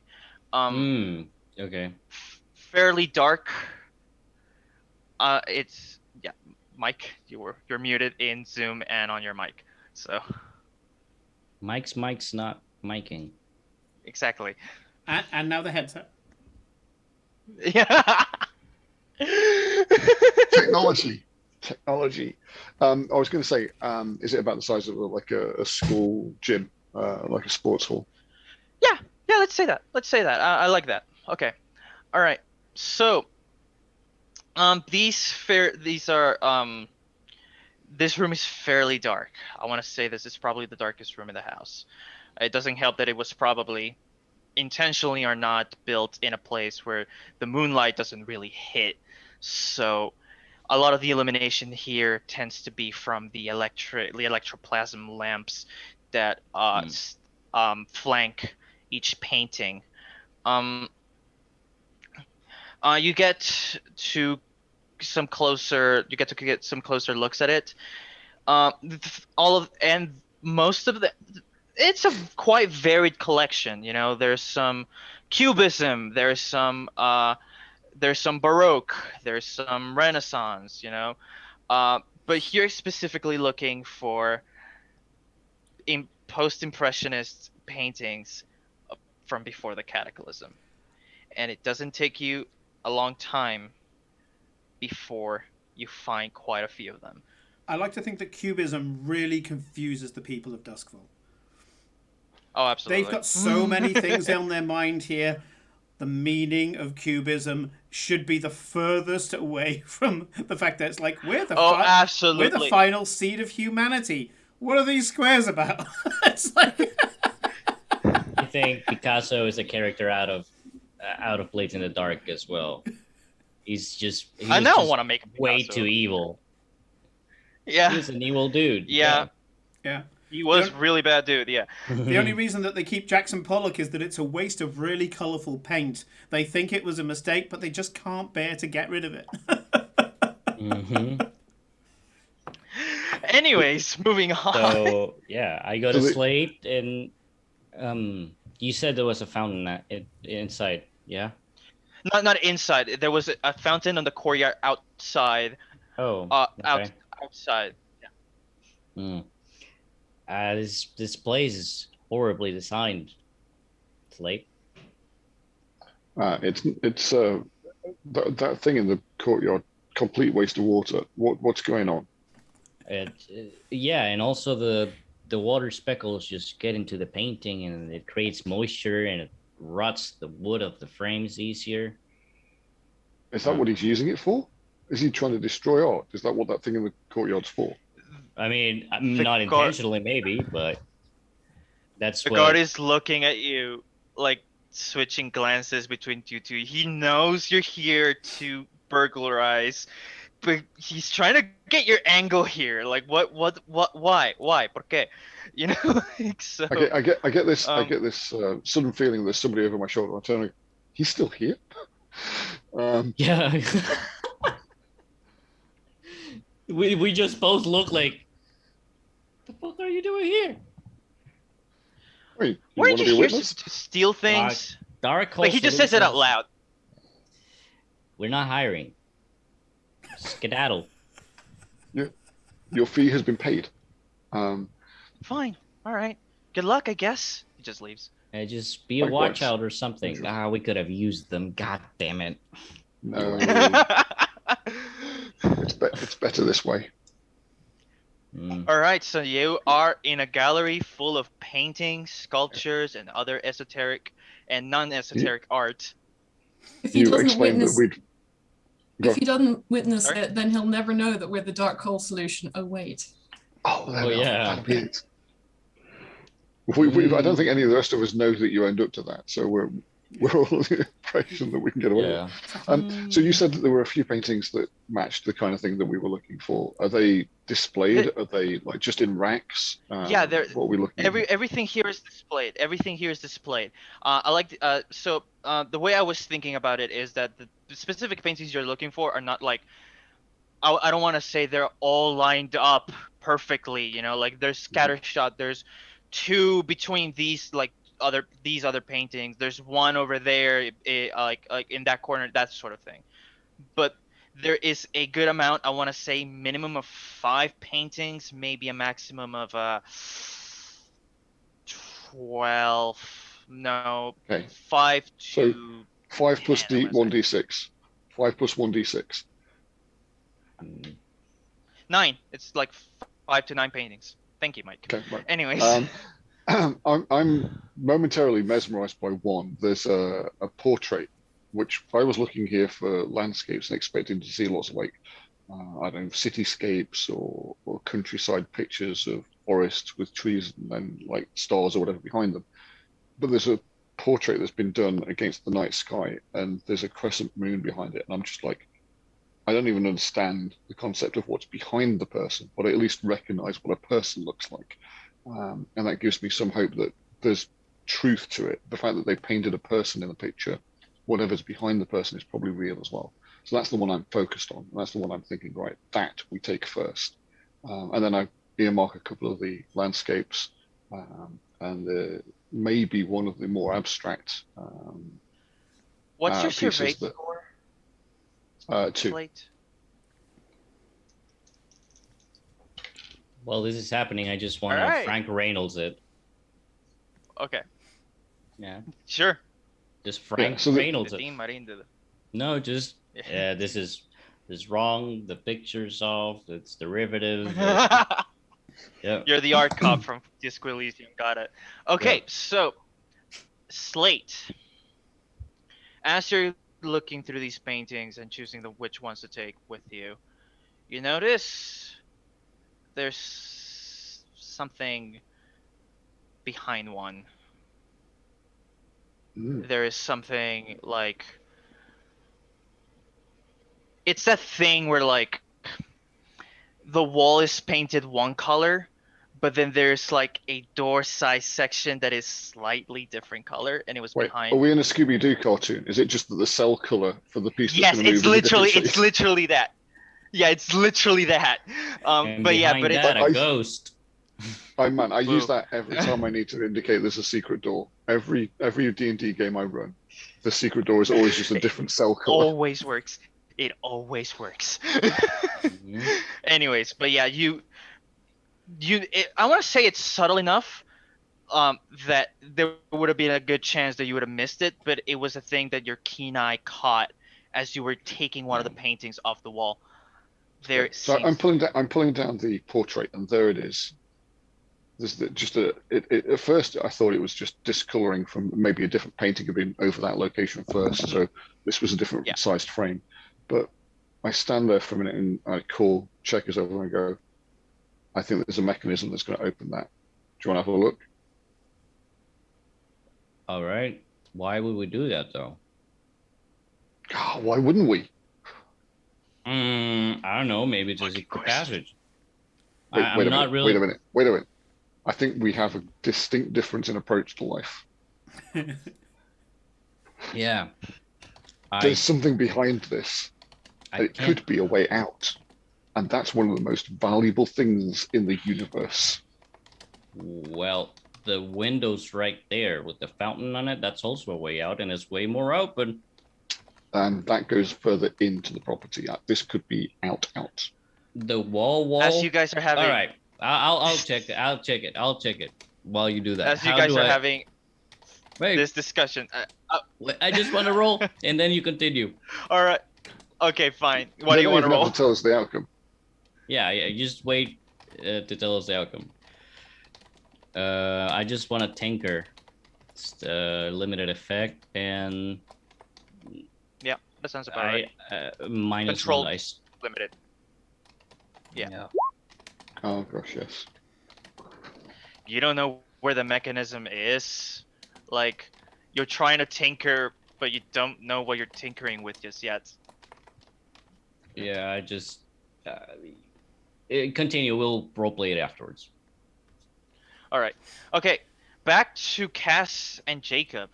You guys have been playing the part of people who were given essentially a bit of a blank check to do whatever they want inside a rich person's mansion. And What's up? so the cleaner said, "Yes, sir, that's what it's for, but not in that room."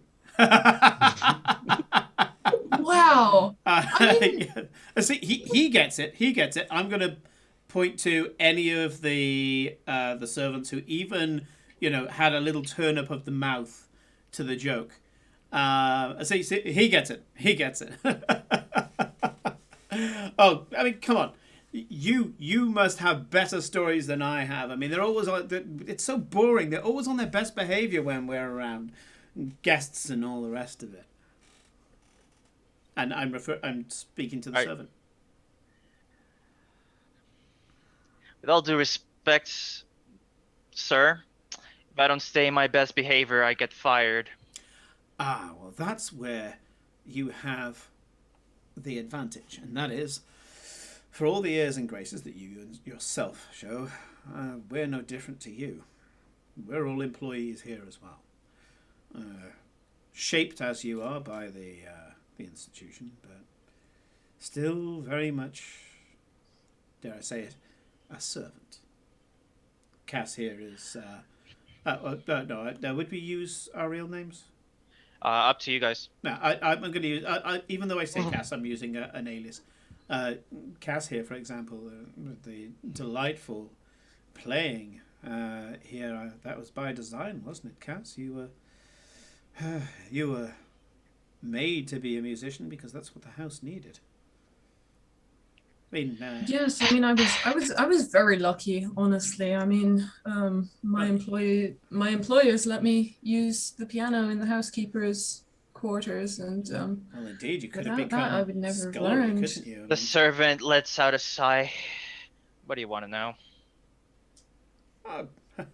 I'm not. I'm not digging for anything in particular. I'm just passing the time, finding out what this house is like. I mean, this house is the Beautiful. well, it's beautiful, but it's also part of some intrigue amongst Owlot and some of the other houses as well. It's kept so the cards are so kept close to your chest. I mean, is it as intriguing as we have made it out to believe, or have we just hyped it up? Interesting around here, boring. What's it like around here? Well, as you can see, we do tend to keep the house clean.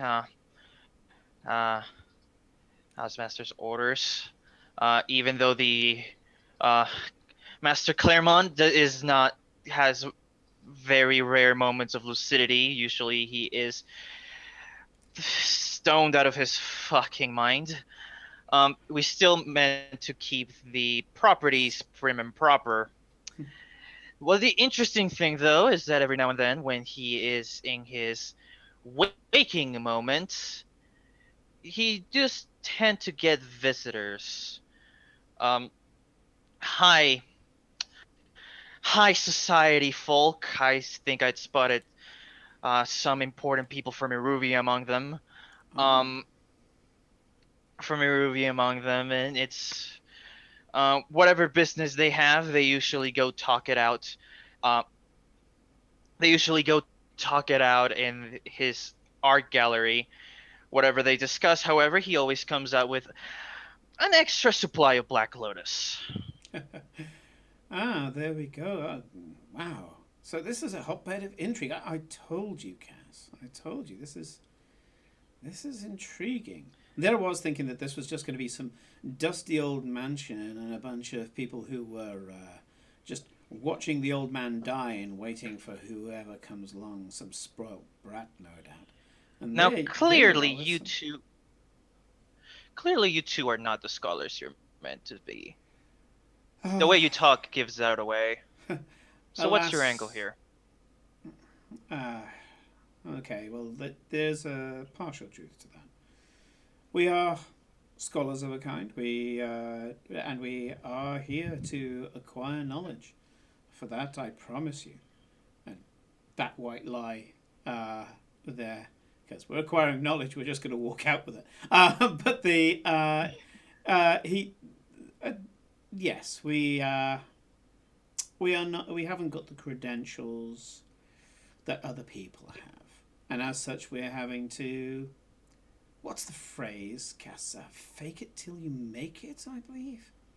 I wave around some documents that I got. I must admit that most of the work we're doing is just going through a checklist. It's really quite boring. I'm just waving the documents about in plain sight. I had previously, forged a checklist of. Okay. So at this moment, I want you guys. I want to call what a retroactive action roll. This is not a flashback. What I want to do is that I already gave you some information. I already gave you like the the outcome of a successful roll. However, I want to see if any complications occur. So, does anyone want to roll me something? Consort, sway, I don't know. I'll Very much roll a roll, I sway. guess. Yeah, cast roll a sway. I would like, as part of my helping in the present, I pull out my fine cover identity from my items list, and I go, but we are historians, we're just not as highbrow as his nibs upstairs would like us to believe. And I put the credentials down on the table, whether he goes to look at them or not, but it looks amazing, and that, I believe, gets an extra dice to cast. Well, I was Yeah, going to I'll say allow that the checklist I was talking about is also an item in my items list. I don't know if that means anything. No, I want to say then that Cass, you mark it off. Simon, you take away the mark from it. Yeah. The bonus is still gonna be 1 dice, but the person using the item is gonna be Cass. Okay. So, hang on. How do items work? You don't mark them off until you use them, but you mark off what load you've got at the start? Yeah. So the load you mark at the start means the maximum amount of items you can mark off while during a score. Yeah. And items in italics don't count towards that. That's just because it's just like a scrap of paper or something like that. Or something you carry around your neck or your pockets. Yeah. Right, okay. So yeah. So let's just see. Let's see what happens. Roll your sway. You get an extra die. This is controlled standard. So you've been cruising super well so far. Standard with 1 bonus die. 1 bonus die. Let's see Let's whether see, I've let's got see, anything let's else see. that can help. You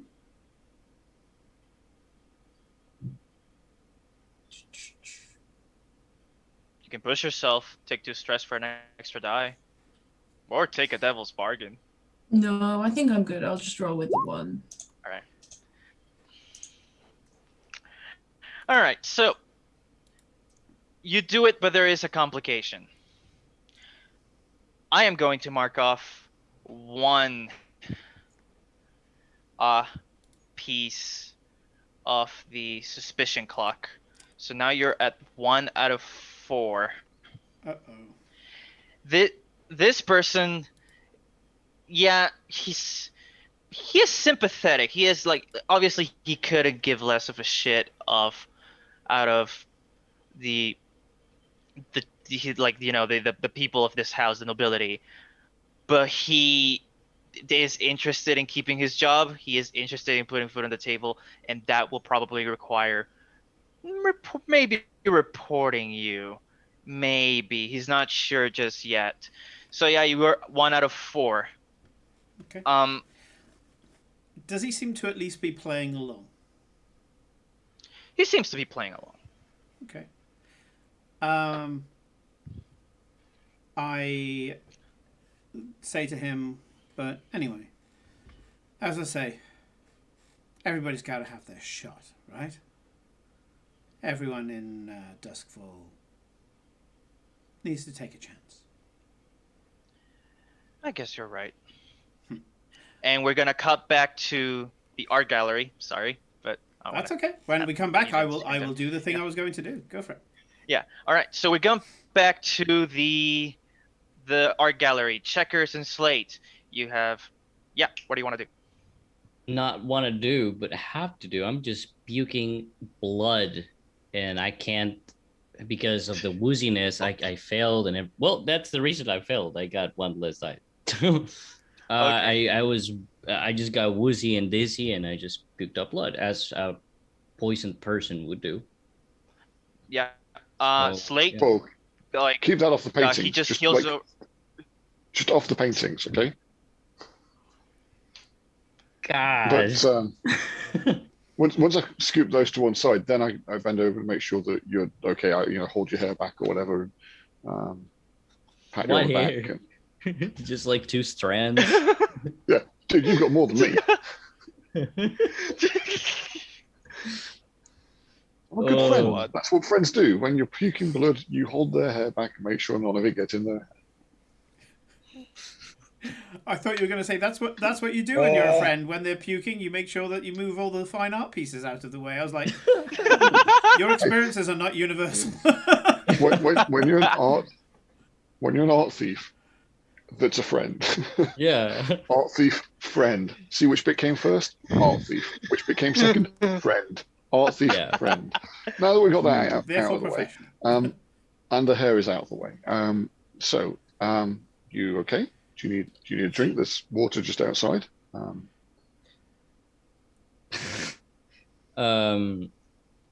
My face changes again. You see me holding something in the pack that I was carrying. I'm just holding the mask. Since when have any of you cared if I'm okay or not? Let's just do the job and we get out, and that's that. I mean, I'm stood next to a pile of paintings that I put before you as I just let that sink in for a moment. Well, I'm at least trying.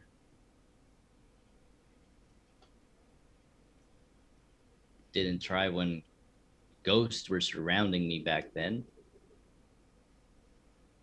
Nobody came What? to help When? me, and When did that happen? you left me to rot on that riverbank. I wasn't even at the riverbank.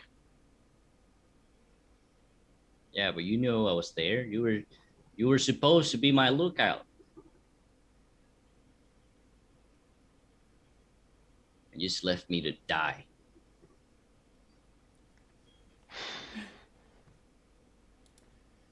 That's the way you see it.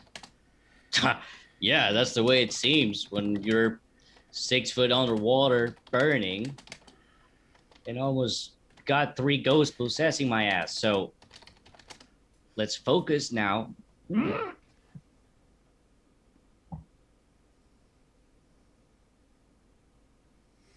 And I just keep on puking.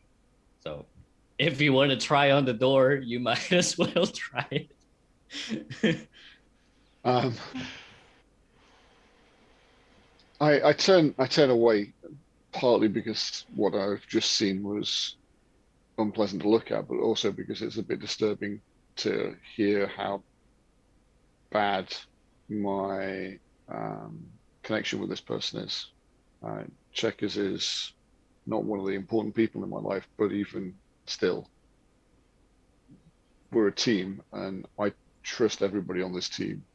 And if I've let him down in a way that means he doesn't trust me, then I need to rework the way that I approach that.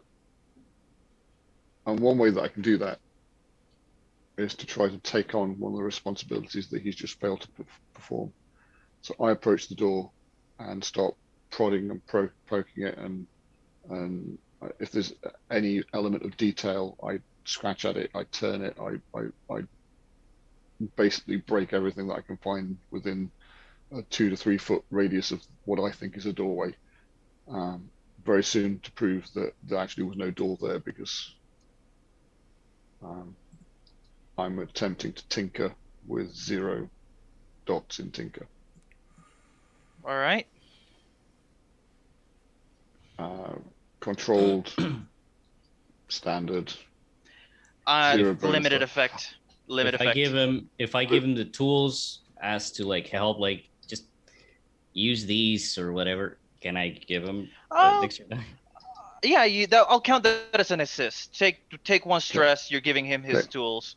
And I'm you going to get an push extra die. myself as well, because I feel that if I've let him down before, this is something that I need to step Make up. up for. Two stress. Yes, that's 2 stress. Okay. Limited effect, you said, Limited effect. You don't know what you're tinkering with. but I've now got 2 bonus die. True.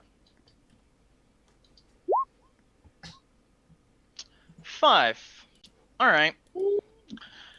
Okay, so I want to say that you managed to find limited effect. I don't think that it's enough to get the door open, but you did manage to do something. Um, I'm trying to think. I want to say.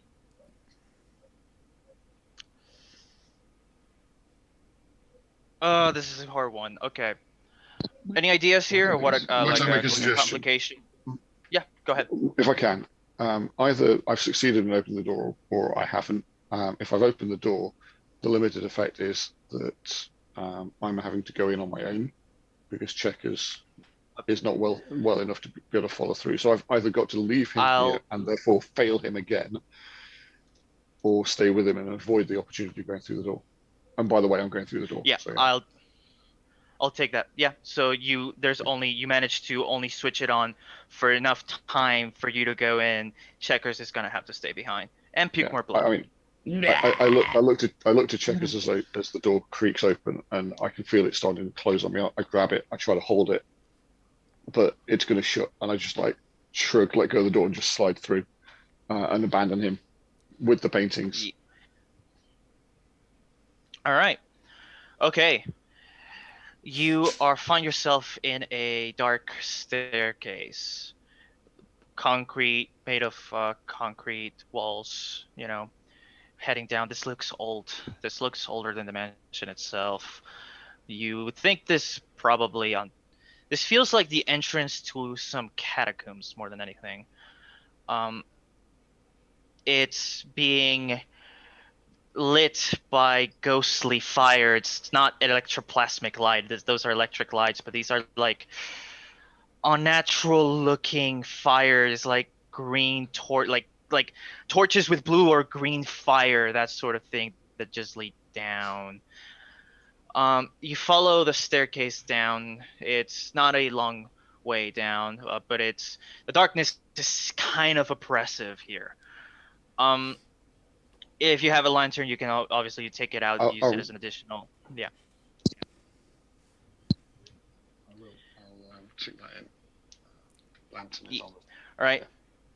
An additional light source never hurts. Yeah. And you find yourself into a small but packed office. It looks like an office. There is uh, the three walls that you're looking at from where you're coming are packed with books, old books, grimoires, that sort of thing. In the center of the office, you see there is a quite comfortable looking leather chair, and there's also like a place to there's one of those globes that you can open, and there's like a bunch of whiskey and like drinks inside. There's one of those. um not only does it look like an office, but it looks like a meeting space. It looks like, A and you conference room. count, yeah, and on top of the main office chair, you count 7 chairs, Mhm. right? Yeah. What do you do? Okay, so the first thing I'm doing is putting a piece of burnt charcoal in the center of the table. All right. Cool. And then Something you notice, the table. Mm. Okay, so like what I imagine is, I'm gonna retcon it. My bad. There's not like an No, yeah, office sure. desk. Yeah, there's not like an office desk. I want to say there's like a round like meeting table Yeah, sort of it's like a thing. conference room. I think that's better. There's a conference room, yeah. Yeah. And in the middle of the table, engraved on it, is a very big eye. Yeah. That was already canon in my head. Yeah. And in the center of that eyepiece, there is now What a is piece of pre-burnt charcoal. right? Well, And yeah. at that point, if you want to, step to somebody else while I have a ransack and look around the room. Yeah. We'll make a roll later. Let's go back to Checkers. Actually, how are you holding up in the middle of the museum? Are you gonna like actually finish the job and take a bunch of paintings down, or what are you doing? After I finish puking and I let go of whatever I had in the bag, where did Master Slate go? Yeah, he's nowhere to be seen. You're in front of a kind of conspicuous looking wall, but really don't see him anywhere. You're with a Alright. bunch of paintings. You came here to steal some paintings, so Hmm. All right. Well, I'll steal the one you. Well, I I think you said, Mike, that you put the ones that we're taking aside. Yeah. Right. Out of that growing puddle of blood. yeah. Next to the pool of blood, I'll take whatever wrappings that I have equipped. Actually, I'll take it of just some So there's burglary Un- gear on my sheet. I should have got. yeah, burglary gear. So I'll start wrapping it up and start taking it towards the window. You know, because I don't remember Slate leaving. Okay. Yeah. Yeah. I want to say you do that. You were left here completely alone. Did the guard make sure no one will follow you in here? So yeah, you can just do that, no problem. Let's cut back to Jacob and Cass. What are you guys up to? The action I was going to do at the end of the last scene change is the person I'm talking to, who I know I haven't hooked this guy. I go, anyway, to everybody having their shot, let's at least drink to that. And I'm going to try to consort with him to just take a drink, because it's impolite not to. Just a quick toast. I am going to use one of my items, because if I can't turn this guy, I want him out of the picture, because I do not want that suspicion going up even further. I'm going to be using consort, because I'm trying to be as affable as I can. I'm going to aff the fuck out of this.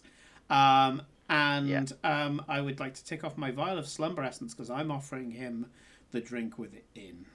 Aren't there lots of fuck. people in the room with us? Yeah, but as part of the role, this is whether it succeeds even with them around. So if it needs to be risky, sure, it's risky.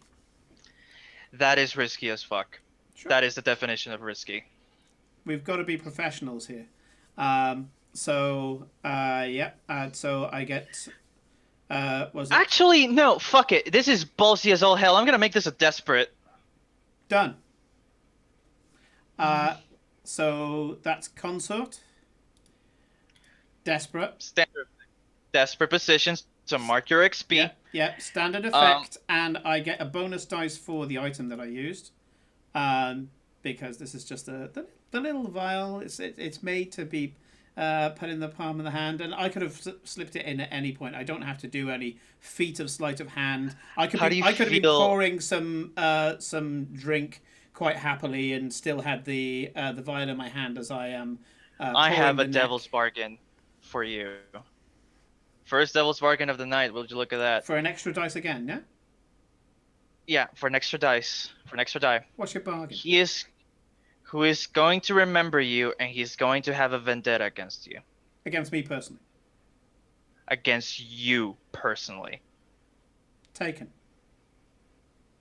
Cool. Take your die.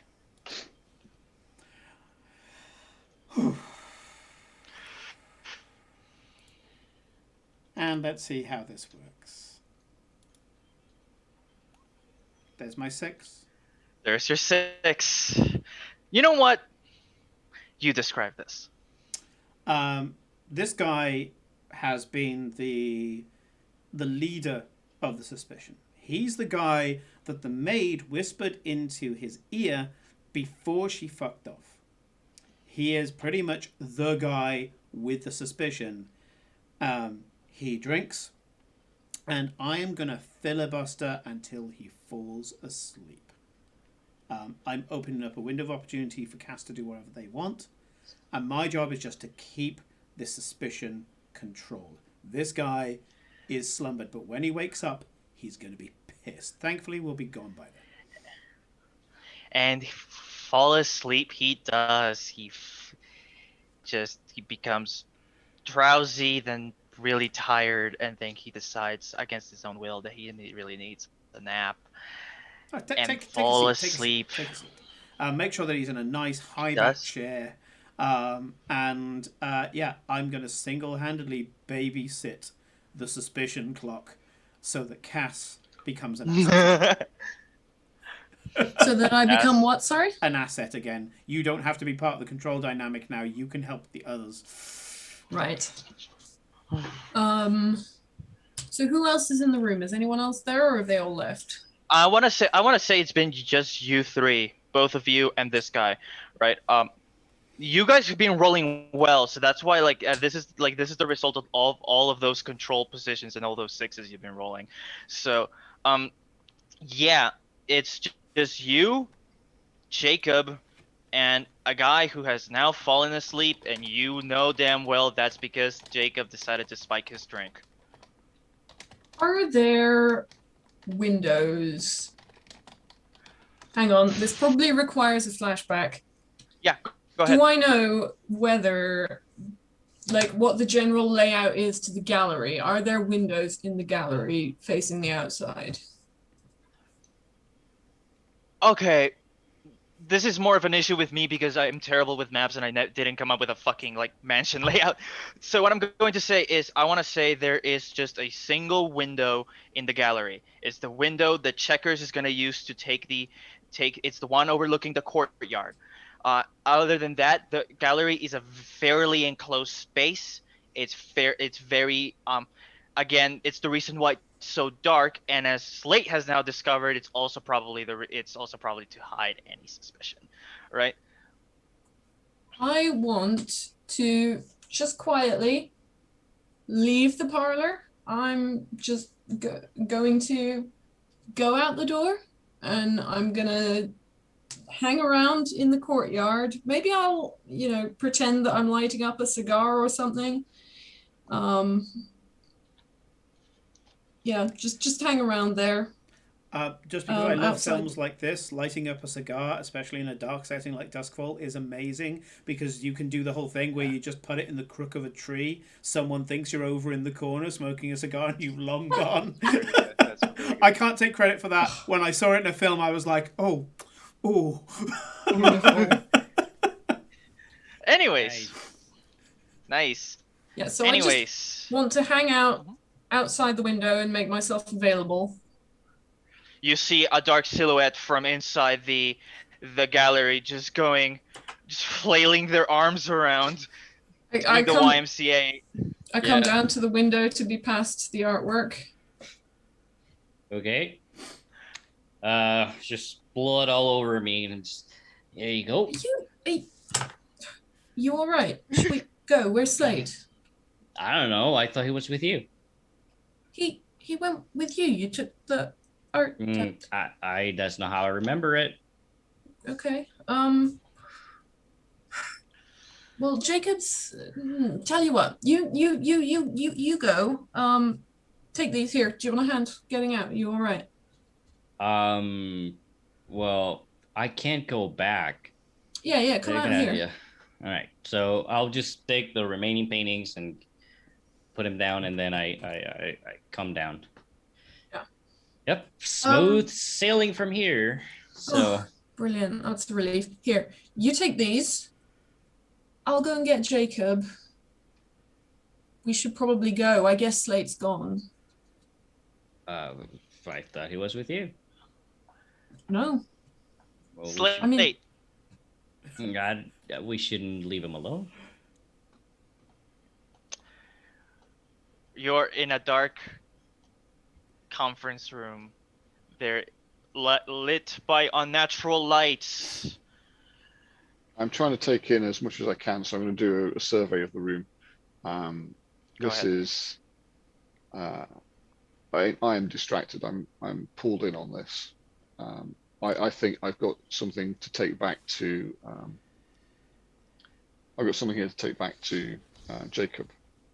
We may have found something of high importance, but I'm the only one here, so I need to make a real good job of this and get as much out of this as I can. Now that I've picked up this role enough, I want to see how poorly the dice come up.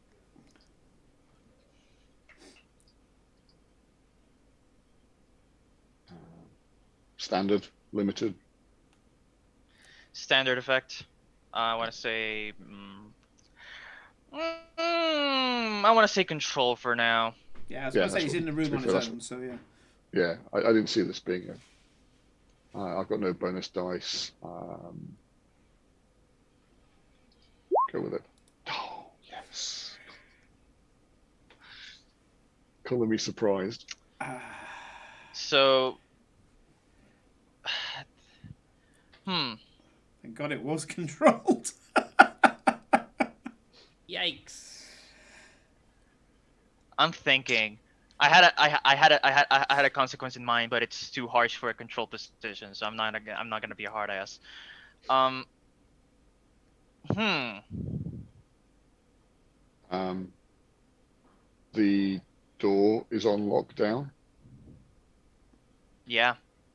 The door's on lockdown. When I finish going through the papers and stuff, Yeah. I just grab bundles Okay. of stuff that I can't make sense of. But I get up to the top, and I can't get out. You can't get out. It's true. And you try tapping, you try calling out for checkers, but there's no reply.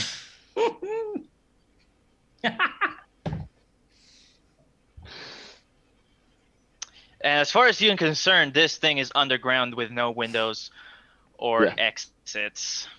I will be searching to see if there are any side passages, or you said something about to catacombs, that sort of thing. Maybe it comes out somewhere else. I'm gonna make this a risky. You can roll again. However, I'm gonna make this a risky position now. Okay. I mean, I'm getting frantic, so I've grabbed bundles of stuff that I hope will be useful. Consequences. Some of it's dropping out of my hands as I'm now pounding against parts of the wall to try and find ways out, and so I'm going to push myself to Go ahead. get an extra dice.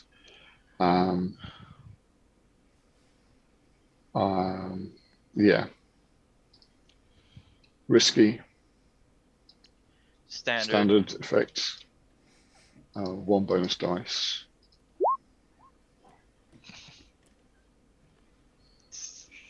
This was to get out. All right.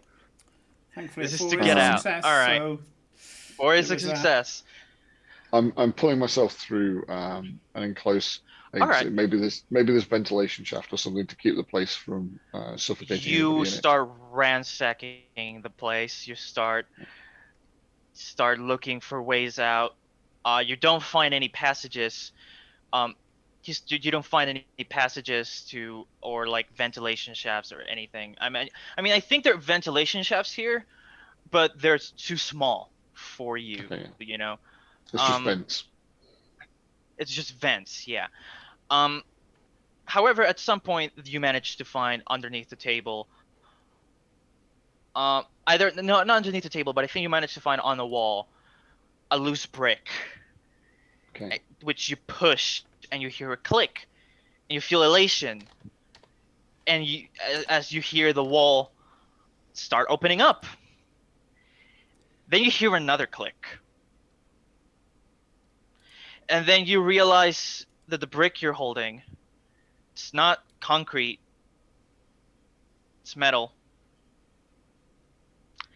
And you feel as a surge of electricity bursts into you. I'm gonna say you're gonna be taking some harm. I'm gonna say this is gonna be a level 1 harm. Shocked, I want to call it, but you know, as you get literally shocked with electricity. You pushed the brick too far, and you didn't realize until too late Booby traps. what was going on. It was booby trapped. So- Yeah. Sorry, where does that go? So in your character sheet. So give me a moment. In your character sheet. Come on. Character sheet. Come on. So there's a It's harm. underneath stress. Yeah. On one. There's two on the level 1 box. So one of Yeah. the 2 level 1 boxes, you're gonna write shocked. Yeah, got it. Yeah. So that reduces my effect. So yeah, Yeah, for any future roles. pertinent, if any, yeah, future roles that I think this would affect you, I'm gonna Right. tell you your effect goes down. My hair would be on end, but I don't But you have don't any. have hair. So my scalp is literally like buzzing under the just beneath the skin. It's an extra level of discomfort added to the heat that I feel inside me. Um, yeah, it's bothering. Yeah. But So yeah, it just you makes managed to get out. it makes me jittery as I scramble up the steps. Probably still dropping a few papers as I do so, but I get out. Maybe I just catch sight of Checkers and Cass heading across the courtyard. As I come sprinting behind them, I just sort of wave papers at them manically, not even really be able to say anything. Eyes. There he is. Okay, I'm gonna say from this point onwards is pretty smooth sailing, right? Jacob and Cass come up with an excuse for you guys having to leave so early, even though you were given a guest spot. You got what you wanted. You have found a way to transport the paintings. I'm not gonna make you roll for that. And you walk out of the Claremont mansion, stacked with paintings and with a lot of questions. So, wow, that was the cleanest score so far. Holy shit. Let's go into downtime. Can Let's I go have into one final scene as a yes, follow-up? absolutely. So, Aradel Claremont comes to. He gets told about this dodgy as hell. This is later on. This is kind of almost in downtime. He comes to. He hears from his staff that those people arrived. He has no idea what they're on about. He goes into the art gallery. Blood everywhere. Art pieces missing. And right in the middle is this statue that still has the tarpaulin over it. So he pulls it off, and underneath, a beautiful shade of turquoise that has a beautiful patina, almost organic, over this beautiful metal plant. The plant is winding, delicate, thin, and in the right at the top is this flower, and this flower is lovely. It's got this kind of beautiful texture in the middle, and the texture is very organic. It looks like maybe the center of a sunflower, for example, but it is shining silver. It's a beautiful texture, but it's powdered with this this pollen, and yet it still has this metallic sheen about it all. The pollen itself is this bright red, and it has these lovely silver curls of the same metal that's in the center. It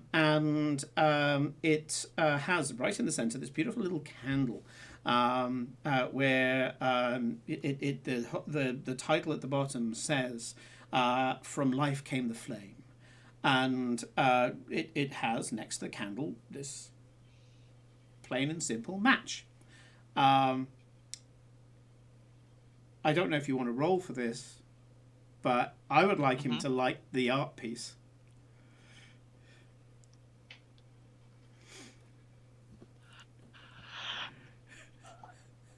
You know what? I'm just gonna give it to you for free. For anybody who's seen the links there, the first link is copper sulfate, which sorry, not copper sulfate, copper oxide, which is that beautiful organic look. It's the most organic you can make metal look. There's an artist who actually works very well with copper oxide. The other two, however, is magnesium and phosphorus. Oh my! What? This was always. I've been collecting this as I've been going along. Whilst you guys had your adventure, I was like, I want to have this thing. Basically, we were going to douse this, get rid of the candle, and just leave it, because as long as no one likes it, it's fine. We were just going to get rid of the candle if we didn't like, if we liked what we saw, and we were like, this guy has no idea, he's not involved. We were going to get rid of the candle. Based on what Slate found, Slate's like, no, he deserves the fucking candle, and just left. When this guy lights this shit up, it's the hottest flame. Once this stuff starts to burn, the copper itself will be burning copper because the magnesium will do that to it. It's second only to thermite. This is very, very hot combination. And here I thought I was just gonna give you 2 heat. Hey, Never Yes, fucking yes. mind. we're never Yes, gonna yes, burn there, it to the every ground when time. we can get him to do that. Yeah. But arson every time? Not every time. Yeah. Sometimes Arson every we make time. other people the arsonists. So Yeah. not only hey, that, but this I is a wasn't- war. No, I took this from Rodrigo is responsible for this, not me. Rodrigo is responsible for this. Right at the start, he said it was a declaration of war. I didn't mention anything to Slate about it. When you turned around and said, no, Jacob, you know this is a declaration of war. The best way to be in a war is to make sure that no one sees you as a victim. Once we found out that this was what we were looking for, we sent them a fucking message back. Oh, I've been going too soft on you guys. Nice. Not anymore. No, this dude, best case scenario, he lights it and he's blind for a month. Best case scenario. Pretty much. Best Yeah. case scenario. Anyways, let's do payoff. All right. So you earn 2 rep per score by default. So fair. I'm gonna make this. You get if the target of the score is higher tier, take +1 rep per tier higher. So you're gonna gain 4 rep total from this job. Hey, this was not an easy job, and you fucking nailed it. All right. I want to say, Slate, that the truth above all pays you really handsomely for these paintings. You all receive 6 coin. Between us. 6 coin. 6 coin. You can divide it among yourselves however you Yeah. want. What do you think? Second One sound each like and we were each 2 in the 50. pot? Does that Yeah, sound sure. right? Yeah. I just paid for our crew to level up, so I'll just put mine in the pot. I So like how to much would that be in imagine the pot? this in character conversation as I'm like about to go out and I realize You- I've got no money. You take 2. You take 2. Thanks. All right. And So tell me how much is going in the shared party fund. well, it was going to be 1 each and then 2 in the pot. However, Kat kept theirs, but Kev put both in, so it's still 4 out and 2 in. It's just distributed differently. All right. Yeah. I wrote down 4 coin on your party sheet. I just want to make sure that's correct. All right. Cool. We had 2 All right. before, and then 2. Yeah. Yeah. You had 3, then you spend it all to go up in tier, and now you're putting in 4 in, which is the maximum you can have on No, your we were crew. we were putting Putting 2 2. in. We were putting 2 in. Okay. Yeah, out of the 6, there was 4 distributed amongst us. Kev put his 1 in, so that's the 2. But Kat kept both of theirs. So Cass has 2 coin from this. Slate gets 1 coin. I get 1 coin, and the pot gets 2 coins. Okay. 6 total. Gotcha. So it's gonna be just 2 then. Cool. All right. Moving on to heat. I was gonna be nice and give you just 2 heat. But I don't think that shit's gonna fly anymore, so I'm gonna be, let's see, so... Arguably, he got more heat. Hmm. True. Still. Add +1 heat for high profile or difficult connected target. Add +1 heat if the situation happening on hostile turf. It's absolutely fucking did. Add +1 heat if you're at war. Not yet. And then, yeah, I'm gonna make this...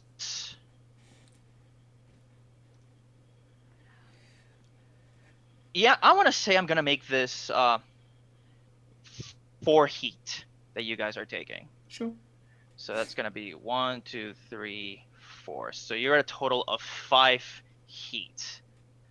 All right, now I need to do some fun rolls on my end. Puta.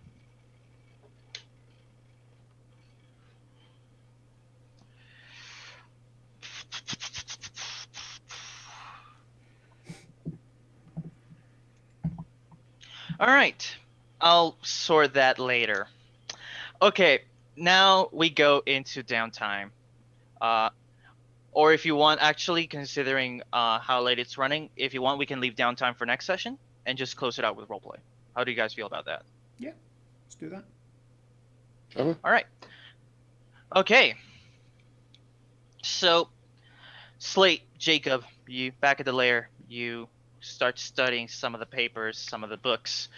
Very occult stuff. Very, very heretical stuff. We're talking like like forbidden gods, pre-cataclysm bullshit here. If the spirit wardens were to find you with this in your possession, you'd be dead on the spot. One of the interesting things you find, I want to say, is this. You find there's some papers, letters. You also managed to get a ledger. And a lot of these letters make reference, they're either addressed to or from the Seven, right? And the other thing that catches your eye is that there in the ledger there appears to be a commission for a piece of art, a depiction of the Seven, and in parentheses, it appears to be some letters. So it's the seventh in parentheses, and this is what it reads. In parentheses, it appears EA, so E.A.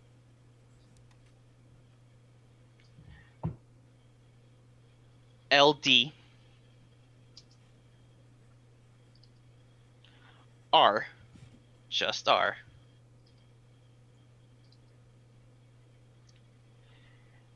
LM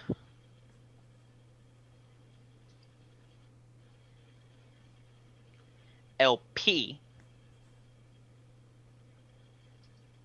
MT and HB. I'm gonna write that down in chat. Obviously, HB. I'm gonna write that in chat, so don't worry if you miss something. Like Hewlett Packard or Hasbro? You said HB. E or B? B as in Bravo. B as in Bravo. Okay. Okay. Just give me a moment while I write this on chat.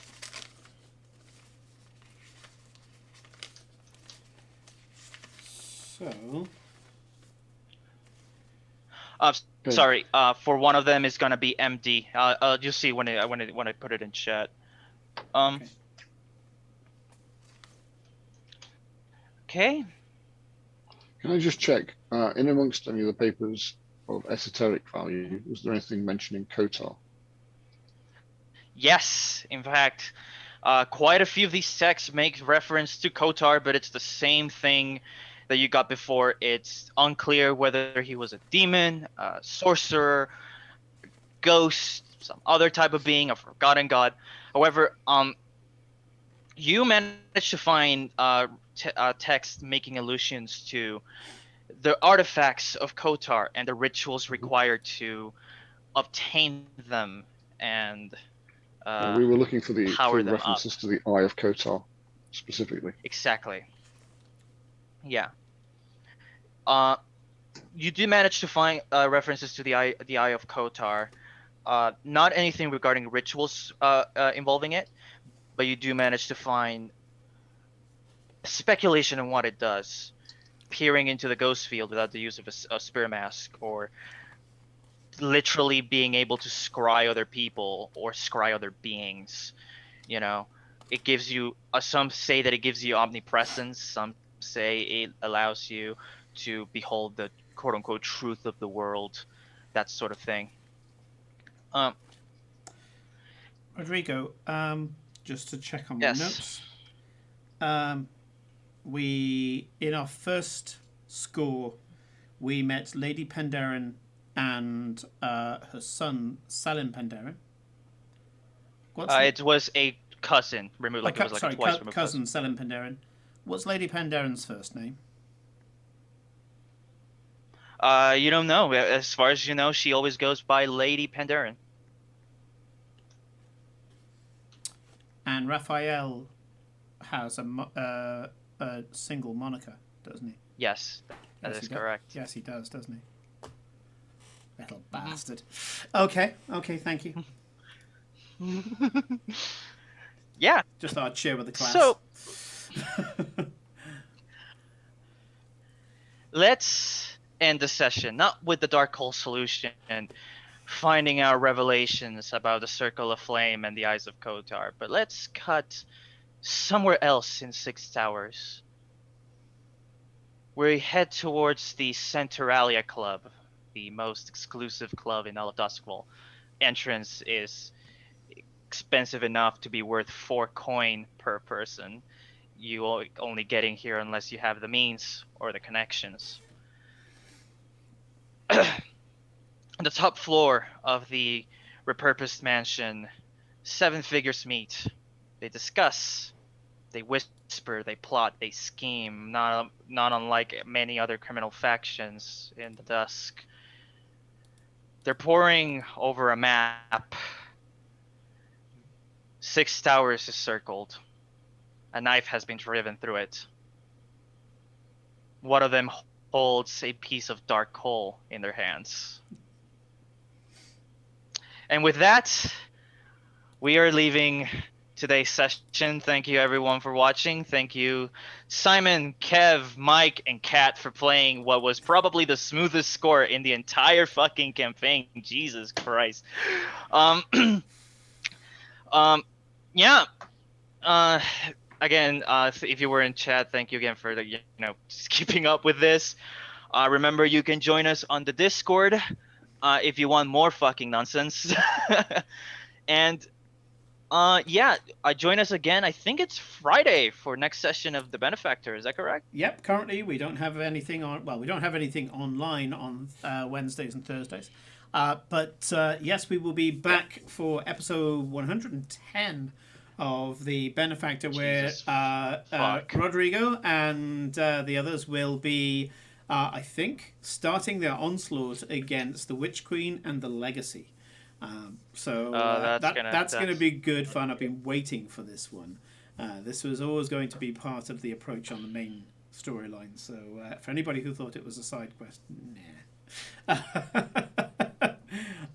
Fate has a way of keeping people on track. So we will see you guys then. Until then, thank you very much, Hermit. And there's a phrase in Welsh that I struggle to say, but its loose translation is "the shovel only digs down." And I don't know about you, but even when Rodrigo wasn't speaking and I was sitting back because it was Mike and Kev's turn, I was captivated by Kev. There's a whole extra storyline just going on there. Yeah. It was just like, no, I don't remember a thing. It was like, okay, we're not in Kansas anymore. Someone get me a dog. It's like, oh man. right. Oh wow. So let's have a look for some raiding. We've done Check These Out before. We've done Gianni before. How about, seeing as that we have some artists amongst us, let's go and raid. I'm going to butcher the name, Cagabanito. I love the art, even though I can't say the name. And give them some loves. They're currently doing, I don't know, kind of looks like a tiefling or a pin-up girl. I can't see much from here. But either way, we are going to go and find out what they're doing. Let's go find out. It's the best way to do it. Pin-up tiefling. Yeah. Well, normally if I see anything that has curves, it's usually either a tiefling or that's not something D&D related and I need to check my priorities. But anyway, we're going to see you guys later. Thank you very much for watching, and we'll see you all Friday. Have a great week. See everyone. Bye.